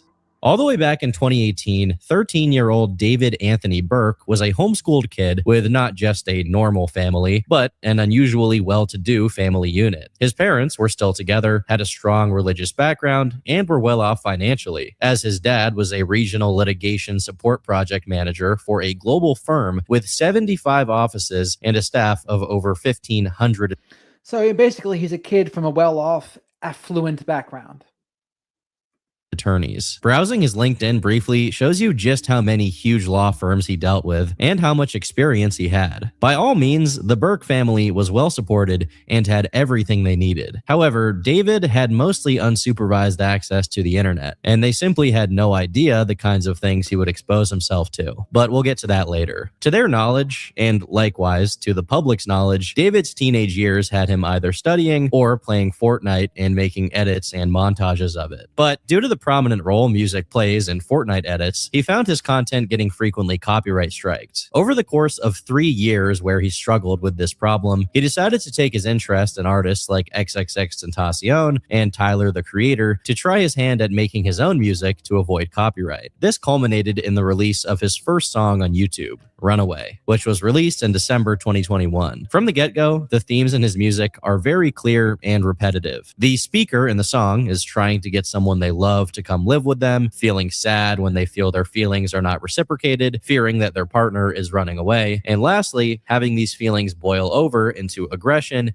and a jealous anger. In a song from February 2022, he says, "I look into your eyes and I can see right through your lies. I think we both know who dies here. You can't leave the past behind. You're the only one that lies here." In another song from just 1 month later, he has the phrase, "Save your tears 7 years" in the chorus. And I think at this point, it's necessary to introduce you to David's alleged victim for legal purposes. Celeste Rivas Hernandez, born on September 7th, 2010, meaning in early 2022, she'd have been 11, 7 years away from being 18. Meanwhile, David would be 17. While no one had any reason to suspect anything at the time, the contents of his music only became more concerning. Over his next 2 songs that are almost follow-ups to one another, the narrative David is describing goes from just needing a friend to a song called More Than Just Friends, where he says, "I told you keep it 10, or you'll end up dead." Pieces put together like a puzzle. Over the next 8 songs, this narrative is mostly maintained, with David talking about being sent into jealous frenzies and obsessively sending whoever he's talking to hundreds of messages, while occasionally saying things like, "trying to kill you slowly," and "We're gonna die tonight." As much as it's pretty commonplace for these themes to appear in this kind of music, it often seemed like David was being a bit too oddly specific about his subject matter. This is even more the case when you factor in the kinds of things he was tweeting at the time, such as, "When I was writing this, I got a notification from you, as you were talking about wanting to be with your mom and your sister again. Take me where I belong, but your circumstances won't allow us to be in our ideal situations. We gotta push through it, bro." It's one thing for there to be Oddly specific indeed. Is he talking about Celeste there? Wanting to go back to her family? lyrics, but this is just him talking on a tweet about how someone needs to push through their wishes to be with their mom and sister again. While the post he was replying to there is now gone, there is a Wayback Machine snapshot of what the original exchange was. In it, David, with his old handle, Ant Part 2, is replying to someone named 6K4TE, who says, "This relates to how I feel so heavily," to one of his songs. The only other hit for this exact handle is a Pinterest profile whose last piece of activity took place 11 months ago. Currently, this Twitter handle is being used by someone else who is not related to the original owner of the handle or David, so don't go messaging them because they have nothing to do with anything. The only other significant pieces of David's Twitter activity from around this period are him saying that religion is a money scheme and that he'd been studying nihilism lately. Although she was probably there for longer, the earliest record of a Celeste in David's Discord server comes from October 2022, when she would have been 12. It's around this time that we got one of the most damning instances of David telling on himself. The music video for the track Romantic Homicide. The video depicts David in some pretty ritualistic scenes, surrounded by candles with a blindfold on, standing in front of a seemingly deceased girl. Later on, it's suggested that the evidence of the crime is hid away inside of a suitcase. The lyrics aren't very specific, but they too reflect the same themes from before, killing someone he loves. While his previous songs had already gotten some degree of attention, Seems like a little bit of a theme here, eh? this one was by far his biggest hit yet, taking him from being an obscure indie artist to being in the same category as people like Juice WRLD. Last but not least, if you check the date this video was posted, it was exactly on the 7th of September, Celeste's birthday. Maybe due to how much success this song got him, David got even bolder about subliminally referencing the insidious things he was doing behind the scenes. 2 months into the new year, he started opening up to his Discord server, which obviously was full of minors. In a long string of messages, he said, "I used to be addicted to watching gore videos." How about that? What does that sound like to you? Addicted to watching gore videos sounds like a sadistic tendency. Sounds like someone that gets off on other people's pain. That's really the next step from that, right? Sexual sadist is what they call that. So am I saying he definitely was that? No, I'm not saying he definitely was that. But that is often a symptom. Being addicted is the key word here. Some people would watch them out of curiosity, but being addicted to them, I don't know about that. Leak was bookmarked, Lamau. I saw a cartel execution on Reddit when I was 14. Got to the point where I don't even cringe when I see it no more. I remember laughing at one point. It got bad, man. I like writing gory psychological drama, romantic quotes, and a lot of death. I love gore. Gore is better than adult videos. This is absolutely not the first time someone has mentally self-destructed. So gore is better than adult videos. What does that mean? It probably means I get off to gore, not adult videos. I get off to that. That's what that sounds like that means. Mike Tyson actually he talked about this on the Joey Diaz podcast, but he said, violence gets him off. Now, Mike Tyson never said that with Joe Rogan when he was on his show, but Joey Diaz and him talked about it. It's an interesting listen. Via gore videos. There is such a huge community online of absolute freaks surrounding this kind of thing that I'm surprised there hasn't been a massive crackdown on it. And that's without mentioning how the same platform for this kind of video often leads to other, more illegal kinds of content. Another sign David was getting increasingly comfortable with letting other people know was that the entire server was at least somewhat in on the fact that he was with Celeste. Some kind of bot on his server shared what looks like a playlist called Celeste in David's Closet. In late March, someone going by... Oh, wow. So his whole little Discord server here is flying monkeys of him on his team. Cult members, maybe. but not the good kind of cult like us, the bad kind. But I wonder if they all knew how old Celeste was. That would be the interesting part. The name James Buttergun said David only added underage girls to the server, and even specified that this wasn't some kind of joke, even if other users in there would joke about it openly. While I'm sure plenty of people had no idea about David's proclivities, based on the messages that have become public, at least some of them absolutely did, to the point where they even knew which girls specifically David talked to more frequently. One Reddit user said, one of the old Discord screenshots were two guys, allegedly, chatting, and they said that David wouldn't add them back, but he followed his underage girl fans immediately. One of them made a teenage catfish girl account, and David immediately followed his cat. Well, now if I were Andrew Wilson, I would say, well, what's the proof of this? You need evidence of it. But if there is evidence, not very good. Account back. But his self-tells notoriously don't limit themselves to his Discord messages. A music video from November 2022 featured a girl that looked similar to Celeste. Another one from February 2023 depicted him playing the part of a dead body, specifically wearing clothes to make him appear smaller than he actually was, and getting placed into the back of a car. On April 3rd, he released a promotional video that opened with these words. You see, when a human being is drained of all of its blood, it becomes pale, lifeless, just as the rose, visually appealing, only good to observe and admire. But the moment you go to pick it up, you get stabbed. He released 2 other projects this year, and again, we can find various allusions to his secret, having to defend his quote-unquote love from people who questioned it, being obsessive and even self-destructive, references to roses and shovels, describing himself as the So this channel is Turkey Tom again. Make sure you like this video that I'm watching. Like this current live stream too, because likes are free. Spank the like button as always, and subscribe to the channel if you're not already. devil and becoming aggressive when his partner tries to leave. While most of the music videos are innocuous, the girls in them always look like Celeste, although one of them stands out as the most disturbing of all. On the 7th of September, Celeste's birthday, the anime video for a song called Rehab was released, wherein the female character gets butchered, literally cut into pieces by David's character. Oh, wow. I wonder if the prosecution is examining all this. They probably should be. Uncoincidentally, around the same time this video came out, David makes a song called Celeste that, although he'd never released it, ended up leaking. In it, there are lyrics about Celeste only opening up when she's high and having his name tattooed on her chest. Up until this point, there were only allusions. This guy's channel is called Turkey Tom. YouTube did not want me to write that in the comments.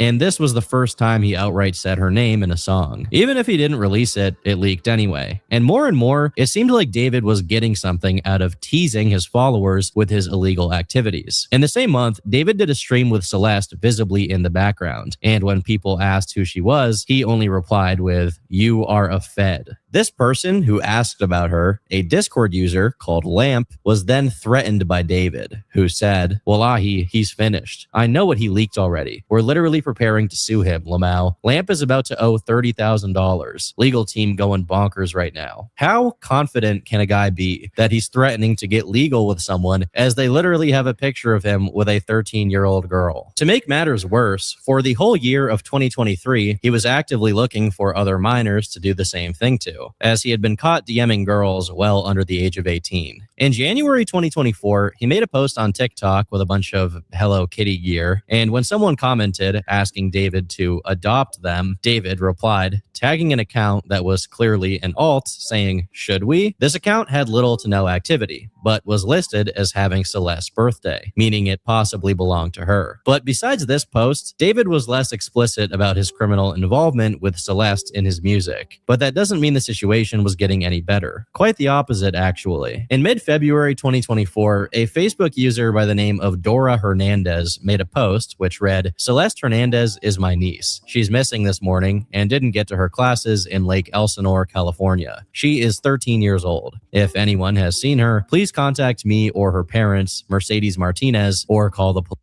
Oh, wow. Celeste Hernandez is my niece, is missing this morning. I do not get to class in Lake Elsinore, California. She is 13 years old. If anyone has seen her, please contact me or her parents, Mercedes Martinez, or call the police. Please share family and friends. We love you and trust in God. Appear. Well, we'll wait. We wait for you at home. At 13. Police. Immediately after, Celeste's mother, Mercedes, also made a post asking for help, and the efforts to locate her waged on for the next few days, coming from multiple family members and acquaintances of her. However, about 5 days later, Mercedes made a currently unavailable post that was replied to by the rest of the family, with things like, "Thank God our prayers have been answered." And in another exchange, a redacted person said she came home last night, which leads me to think that she was found around the 20th of February. Right around the same time, David was posting more frequently about some Hello Kitty girl, which absolutely meant he was talking about Celeste, as she was known to like Sanrio merch. In a confusing turn of events, within 2 months, Celeste was once again announced to be missing, seen the last time on the 5th of April wearing Hello Kitty sandals. This has led some people to theorize that some members of her family knew that she was with David and were okay with it, and that others weren't and continued to press for her to come home. Ultimately, we don't know the exactly about some Hello I want to listen to that part again. This is important. Kitty girl, which absolutely meant he was talking about Celeste, as she was known to like Sanrio merch. In a confusing turn of events, within 2 months, Celeste was once again announced to be missing, seen the last time on the 5th of April wearing Hello Kitty sandals. This has led some people to theorize that some members of her family knew that she was with David and were okay with it, and that So the Hello Kitty sandals meant to them that she was with David and they were okay with it. She looks a lot older than 13 here too, doesn't she? It's wild. others weren't and continued to press for her to come home. Ultimately, we don't know the exact details of how this all went down, but the fact that she was with David is an absolute certainty. On his Discord server, it was widely acknowledged that they were now officially dating, and some people even knew that his girlfriend was the missing girl, Celeste Rivas Hernandez. This person, Ponzalo, is one of the first people to call David out on it. And in other messages, he said, "David took my little sister's friend to LA to bang in his house while she's 12. Did y'all know David likes kids? I want to tell everyone about how David is a creep." As far as I know, besides Ponzalo, the only other person to be going after David over this was a random TikTok commenter called Robin River in February 2024, when Celeste went missing for the first time. Among those who were familiar with David, it was simply common knowledge that he had basically kidnapped this girl. Adding insult to injury, he streamed with her on Twitch, and although she was wearing a hoodie and big glasses, it was clearly her. At some point during it, this moment happened. I media trained you. That's controversial.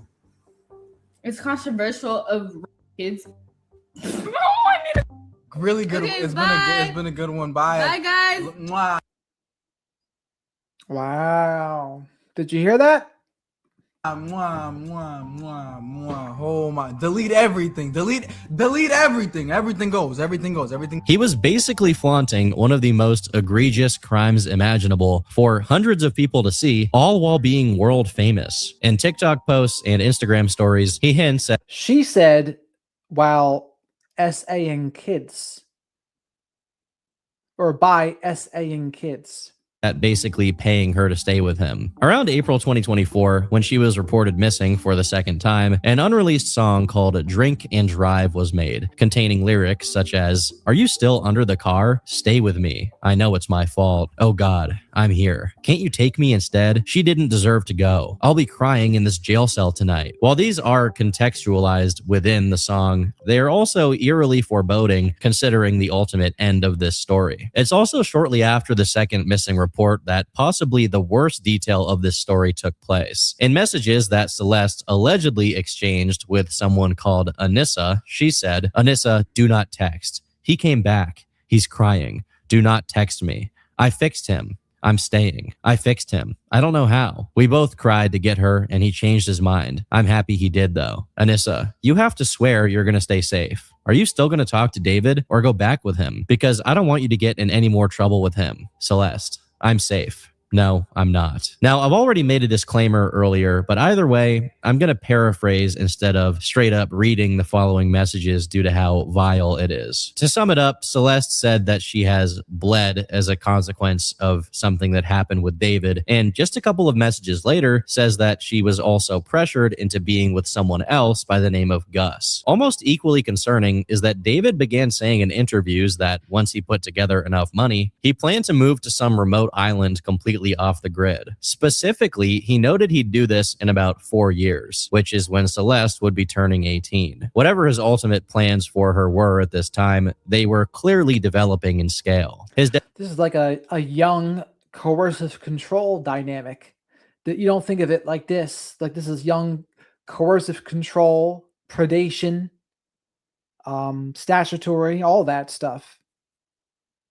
Dedication to this secret And that would also be like not maybe trafficking.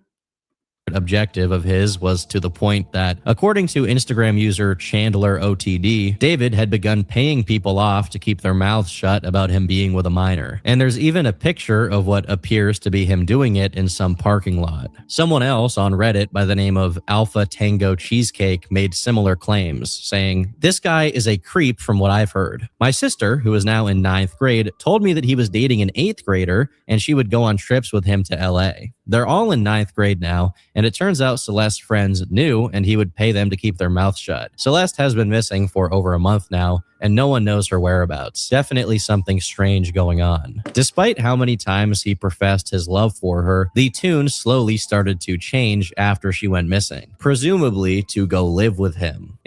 And all of this is what? Supporting evidence, right? Supporting evidence that the prosecution could use. Well, look at this, look at this, look at this. And the defense would say, well, it doesn't mean anything. Art is art is art. Art is not life. And they would say, well, again, pointing to the specifics of how it's done, this is all part of the case, right? If they're going to tell a story, a good prosecution tells a story that shows the motive, shows the evidence, supporting evidence, etc. And by the end, their goal is to convince the jury, this is the story. Beyond a reasonable doubt, D4vd killed Celeste. And under special circumstances, too. June, he made a post captioned, "Me after hearing about her past with And there's 2 more charges as well, of course. other boys. I'm jealous and disgusted by her actions," with the background image being Patrick Bateman holding a nail gun to a woman's head. Now, in any other context, I would just assume this is a complete joke and has literally no meaning behind it, but it's definitely disturbing given what we know now. And keep in mind, she was 13 going on 14 at this time. So any past she had with other people was necessarily the actions of a minor. Besides this, there's also a post suggesting an interest in cannibalism, another one pouring boiling water on her for telling another boy happy birthday, and most concerning of all, one captioned, "Me if I see her talk with other dudes," showing David cutting up meat. Slowly, This guy sounds out of control. Possessive, jealous, controlling. these themes solidified, and after enough time passed since Celeste was reported as missing, David once again became bold enough to start hinting at what he was up to in his music videos. In February 2025, he released one for the song One More Dance, where he is stuffed in the trunk of a car and taken out to the middle of the woods to be buried. About a month later, he previewed a song with the following lyrics: "Nobody ever caught me, but I spoke too soon in the back of a police car. I forgot whatever I knew. I ain't telling nothing. Do the same if they ask you about her." Despite how much this sounds like he's just talking about his plans for Celeste, in the context of the rest of the song, he's talking about something that took place in November 2016. But as far as is publicly known, there's no signs he committed any kind of crime back then. I should note, however, that he has one other song where he says, "You wouldn't believe what I did as a kid back in 2016. So given that David has the proclivity What he did as a kid back in 2016, well, that's 10 years ago. And if he's 21 now, that means that in 2016 he was 11. to basically tell on himself and his music, people should start giving real consideration that he may have actually done something in November 2016. Now, before I fully get into all of the allusions David made to his eventual crime through his music, I'd like to give attention to an interview he gave in late April, where he said this. Yeah, man, romantic homicide was just like, I wanted to feel what the other kids were feeling. Like, everybody I knew, well, in middle school that I didn't talk to anymore, everybody had relationships. I didn't have a relationship. I wanted to do that. I wanted to be involved in this or have a heartbreak for myself. So I kind of just like made up these scenarios of myself getting heartbroken and being in love and stuff like that. And I would write songs about things that never happened. Given he was born in 2005, 2016 is right when he'd be middle school aged, exactly 11 years old. So, do you think that's a plausible story, all talking about things that never happened? I don't know about that, Jack. Maybe there are things that are happening, but let's see. I think this is relevant not just because he's made multiple references to having done something in 2016, but also because whatever this something may have been, it's a significant part of why he later on went after Celeste, also when she was 11. Now, to cover his music, there are more suggestions that Celeste was now refusing to say she loved him, and some of the lyrics became quite ominous, such as, "He might have you, but I've got your ghost, and we both know that's the real you, and God knows it's true. I love you the most, but we both know what I have to do. Eyes looking right through me. Why can't I hear your heartbeat? Dance with me under the moon above. Let us keep this perfect memory." This is probably one of the most dense set of lyrics yet, as the main theme here is one that's a pattern among many serial killers. The idea that killing someone somehow attaches them to you in a subservient role for eternity. With I was going to say Ted Bundy, but this is Dahmer. some of them, like the cannibal Jeffrey Dahmer, even considering it a kind of romantic intimacy. Ed Kemper even called his victims his spirit wives. Ed Kemper's mother had BPD, and he killed his mother and her friend, and he told on himself, and he was actually a really smart fella, apparently, Edward Kemper. High IQ. Given David's documented interest in that kind of macabre culture, it would make perfect sense for him to have developed this same kind of sick delusion surrounding Celeste. Secondly, the mention of the moon is relevant because in 2025, Celeste's birthday, which had been a common release date for David's projects, fell right on a blood moon, which harkened back to his ritualistic depictions in his music videos. Another interesting theme that shows up in this period is the strings. In his album, there's an interlude called The Invisible String Theory, where David and an unknown person talk about how some people are inevitably tied together by fate. But much more what does that sound like? Sounds like a narcissist love bombing with their twin souls, twin flames theory, right? They create this spiritual bond and tie, and they overwhelm you with attention. And especially since he's a little bit of a celebrity, right? He has some status. You can emphasize all of that times 10, especially when a girl's freaking 13, right? So it's bad. This like who, but here's the other thing, right? What parents let their 13-year-old stay out for that long? Like, that's wild. Importantly, in 2 music videos and the cover art for one of his album singles, there is the prominent presence of red strings, specifically, following the idea that David is enamored not only by gore, but also about true crime, serial killers, and things of that sort. It would make sense that he's also into the TV show Dexter, which has recently experienced a huge resurgence in popularity due to online memes about it and new spin-offs. First, the whole blood moon thing is a small but significant motif both in the original show, being present in one of the most meaningful and well-known scenes, which you've probably seen in edits, and in the sequel show, New Blood. Secondly, we have the... I didn't know there was a sequel show, New Blood. Did you? I'm behind the times. Red string motif, which was a calling card of one of the original show's most well-known serial killers, Brian Moser, who was known for dismembering his victims and stringing them back together. Unsurprisingly, when David's crime was revealed, many people noticed the connections and called David the Bay Harbor Butcher, which is Dexter's name as a serial killer. But before we get to that, I think it's relevant to say that despite all of the red flags imaginable and a lot of the information that I've gone over being easily found online, 2025 marked the greatest year of David's career. From officially collaborating with Fortnite and making the anthem for it, to collaborating with artists like Kali Uchis, and having Pokimane in one of his music videos. Pokimane? Oh my God. Having songs of his be featured in extremely mainstream TV shows like Invincible and Arcane, all of which got to tens of millions of views. I know who Pokimane is because she was a gamer girl and she also did ASMR.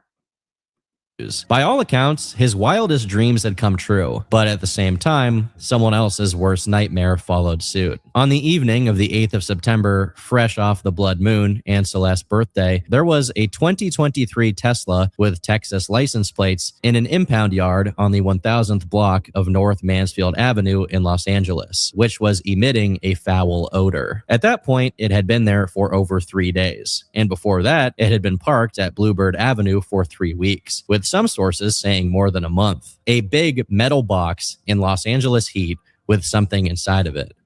So the thing was parked for weeks, maybe more than a month, abandoned. So then it was towed. So why the hell would they do all that and then just leave it? That is insane. The cops were called to see about the smell. They opened the front trunk, finding a plastic bag containing the cut-up remains of a girl, about 5'2", weighing just 71 pounds, with wavy black hair, wearing a tube top and leggings. When Celeste went missing the year prior, she was listed as weighing 130 pounds, and now only 70, signaling she had lost a significant amount of weight since then, even accounting for the weight the body loses as it decomposes. The body was soon identified. And now they know, though, dismembered as well. So you lose blood, right? You lose all sorts of things. And upon further investigation, police found that the vehicle was registered to David Anthony Burke and hadn't been reported as stolen. While all of this was going on, David was performing his music, including all of the stuff he wrote about her. If that weren't enough, one TikTok compiled the many theatrics David had during his show, all of which allude to what he did to Celeste. Part of what led not only to the identification of Celeste's body, but also her connection to David was the shush tattoo he had on his finger. Although this has been widely reported to mean that she also had a tattoo with shush on her finger, there are pictures of what she had tattooed that just looks like David's name in red. Again, this is another sign of what kind of dynamic they had. While she had his actual name on her finger, he only had an expression for secrecy and silence. Additionally, another connection made by people on Reddit is that the original location of the Tesla with Celeste's remains before it was towed was just a little over 100 yards away from where he used to live in Los Angeles, and his place has since been investigated by the police. David's future shows were promptly canceled, and he's been described. Could you imagine just leaving, though, a Tesla, like a $50,000 car, just there? As fully cooperative with law enforcement, although he hasn't been officially listed as a suspect or even a person of interest. One of the first people to speak out publicly about what had just been uncovered. Folks, please remember to like the video because likes are free. Subscribe to the channel, spank the like button, throw Shadow a like vest, and say hello to the Black Sheep Nation in the live chat, or the flock of black sheep. Was Celeste's brother, Matthew Hernandez. According to NBC LA, Matthew said that family members who still live in Lake Elsinore knew that Celeste knew David, and that Celeste's disappearance took place when she went to see a movie with him. Simultaneously, to someone who decided to contact him on Instagram, Matthew said, "Yes, it was David. I met him once in person. I knew about him taking Celeste and went to the police about it, but lack of evidence, so it was waived off." That happens a lot too. People go to the police, but there's not enough evidence, and then they can do nothing. That's why I think it's so important what I do when I talk about narcissism, coercive control, toxic behaviors. That is the best way to go, to learn about it and to empower yourself, because the law is not always going to help you. So sometimes it's up to you. And that's not blaming anyone. That's empowering them. So it makes it the least likely something like that happens to them. That's my goal. That's Shadow's goal.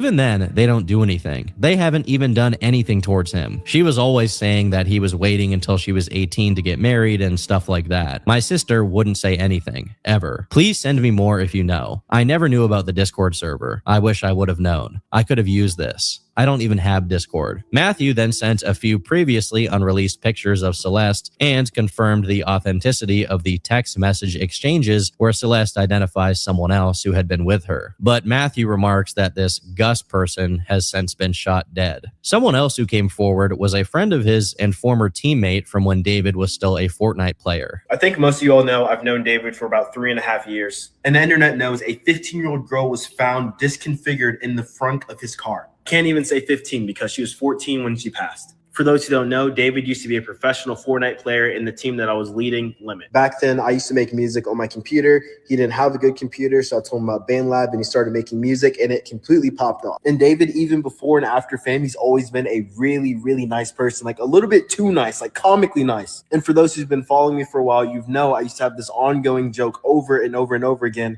about me dissing on David and us having like fake beef. Literally a year ago today, I posted, "The enemy, no, the enemy is David." And I would always make comments just hating on him because I thought it was funny to portray, I'm jealous of him. It should have been me. And flash forward to today, this is absolutely disgusting. He has known this girl since she was either 11 or 12. Another member of his Fortnite team added more context to how they all initially met. We were all in a Fortnite team called Chronic, which is where I met him. He met her in like 2021 through Fortnite, I'm pretty sure. So parents out there, you got to be careful on these gaming platforms, right? That's where people can meet people like this. So that's what I would be careful for if I was a parent. Then he made her get Discord. Everyone in the team knew about her, and he would joke about it and brush it off every time it got mentioned. That's all I personally know, but my friend Pistol knows more because they talked way more. She would literally say he raped her, but then follow it up with a joke, so I don't know if she was being for real or not. He was also just a weirdo, to be honest. He used to send gore. There are a lot of people that don't joke about that. Like they'll act like they were joking, but they really were not joking, and he probably did do that. Or in group chats. It does seem to be the case that a Fortnite team called Chronic was active at that point in time, and it also seems to be the case that David was affiliated with them in some way, at least based on this video title. On the other hand, Celeste's Discord account is verified to have been created in January 2021, which would make her 10, as she would only turn 11 in September that year, which is all the more horrific. Someone else who knew David and claimed they briefly dated when she was 16 and he was 18 claimed she had seen him with Celeste, but never had any idea of anything that was going on. But besides people who knew David, some that knew Celeste also chimed in, including one called Exile's Funeral, who said, "Last time me and Celeste called, she was drunk and spam calling David. They have matching tattoos from when they dated. David used to have pictures of her up on his Instagram, but after they broke up, he took it off. Only thing throwing me off is the age, but I'm just gonna assume she lied about her age to everyone in our friend group back then, because they did date, and then 2 days after that call with me, she deleted her whole account. Pictures too, also looks just like her. No way it's another Hispanic Celeste with the same curls, same face. That just doesn't make sense. Gets to a point with coincidences." This same person followed up outside of Discord, providing a series of screenshots of Instagram chats dated to December 2024. Corroborating their claims to have been in contact with Celeste at that point in time. Due to how much attention this case got and how complicit many of the people in his Discord server were, the people who were in charge of administrating it felt the need to go out of. Yeah, he said she was drunk. They're probably feeding her alcohol, right? I mean, underage drinking, probably rampant in that group.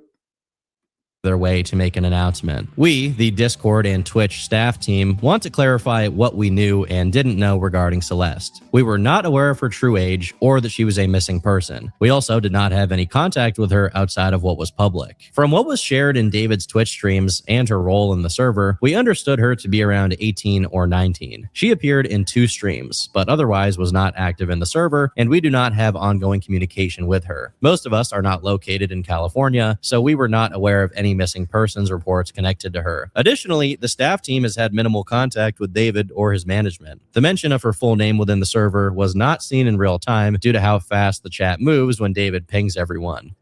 The other question here is, why did it take so long for the arrest? Like, that's wild. Maybe they didn't want to make an error and arrest him and then have it mistrial on them or have it backfire. That's probably what it was, right? I mean, they're lucky he didn't flee. What if he fled to frickin' Vietnam, one of those non-extraditing countries? As a result of this situation, the majority of the staff team has left the server, and we no longer associate with David. We do not support his actions in any capacity. Our priority has always been the well-being of members in this community. We are deeply saddened by the situation and extend our prayers to Celeste's family. May she rest in peace, and may her family receive justice. While I'm sure that this sentiment is genuine, and although it is quite possible that none of the members of his staff knew about it, there were people in the servers who weren't necessarily staff members who definitely knew. One person in specific by the name of Xerxify, who was David's Twitch manager, was actually caught deleting Discord messages in real time by Redditors. First off, this makes him look quite guilty, and second, I'm pretty sure that if these messages are eventually procured, and they certainly could be given the high-profile nature of this case, he may now be complicit and liable to get a charge of his own. And all of that is assuming that he isn't actually guilty of something, which he very well might be, given his urgency to go delete a bunch of posts on the Discord server, probably because those messages could prove that he knew what David was doing beforehand. A few days after the first big info dump online about Celeste and David's case, a tweet that got a lot of engagement claimed that the FBI was holding David's bodyguard, Mark Morales, aka Marky Next Door, on suspicion for accessory to murder, with an offered reward of $25,000 for information that could lead to his arrest. Mark was then contacted by none other than Neon on stream. Yo, I mean, he already wanted to go to an island, so at this point, why not book it? You had 5 months. Would the authorities of Vietnam or one of these other countries, would they ship you back? Maybe, but it's not certain. Bro, I'm gonna be honest, bro. I don't want the government to be on me, so I don't know if you could be on my phone. Dude, hey, buddy, I'm not on the run by the FBI, okay? I don't know why you're going. I don't know why you're saying that. Yes, you are, bro. You're on the run. Stop. Hey, look at the FBI wanted poster. It literally says I'm black, and it says my alias is Big Steppa in Tubbs. What the are you talking about? Bro, the FBI wanted poster, it literally says I'm black. Oh, okay, so you're saying it's not you. No, it's bro. You know what, bro? It was they got mad at Aiden for not streaming, and they made a whole. You're guilty. You're guilty. Get off my phone. You're guilty. He's 36. Bro, you're so weird, bro. All right, dude, you got it, bro. Stop spreading narratives, dude. Like Marky said in the clip, the FBI wanted tweet was proven to be fake, as Marky Next Door is actually a streamer who had nothing to do with David or Celeste. Regardless, this is still technically a developing situation, and ultimately, time will tell if legal charges are pressed against David. Although, given everything here, I can't really see it going any other way. Regardless, rest in peace to Celeste Rivas Hernandez, whose life was taken far before it could fully develop. I've been Turkey Tom. Thanks for watching, and until next time, leave me alone. So that was a good preamble there to the whole case. And here's the thing. I think they would need to find some DNA. Maybe there's DNA on the body bag there, or the trash bag, or her. But outside of that, I mean, what kind of evidence could you even get? Because they didn't say knife. They said objects. So they would have to then find those objects. It's one of those things where like it seems clear, but real evidence I think might be tough to come by in this case. So that's a wild one.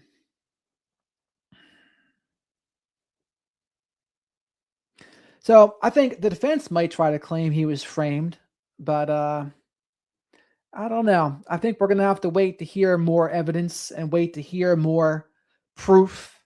Because sure, you watch that video, doesn't look good, but just because something doesn't look good doesn't mean it's going to be provable, right? All the defense needs to do is say, not guilty beyond a reasonable doubt. Interesting. All right, Christy. Good night, Chatty.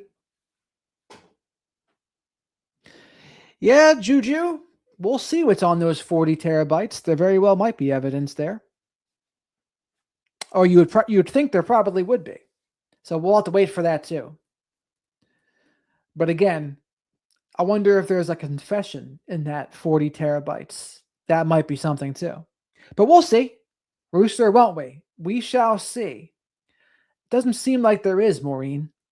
If you can be 10 or 11, I mean, doesn't seem like there's much of an age limit.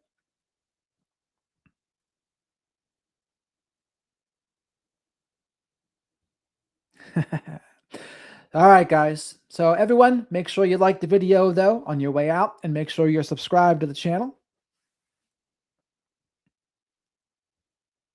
It does seem stupid, Lori, right?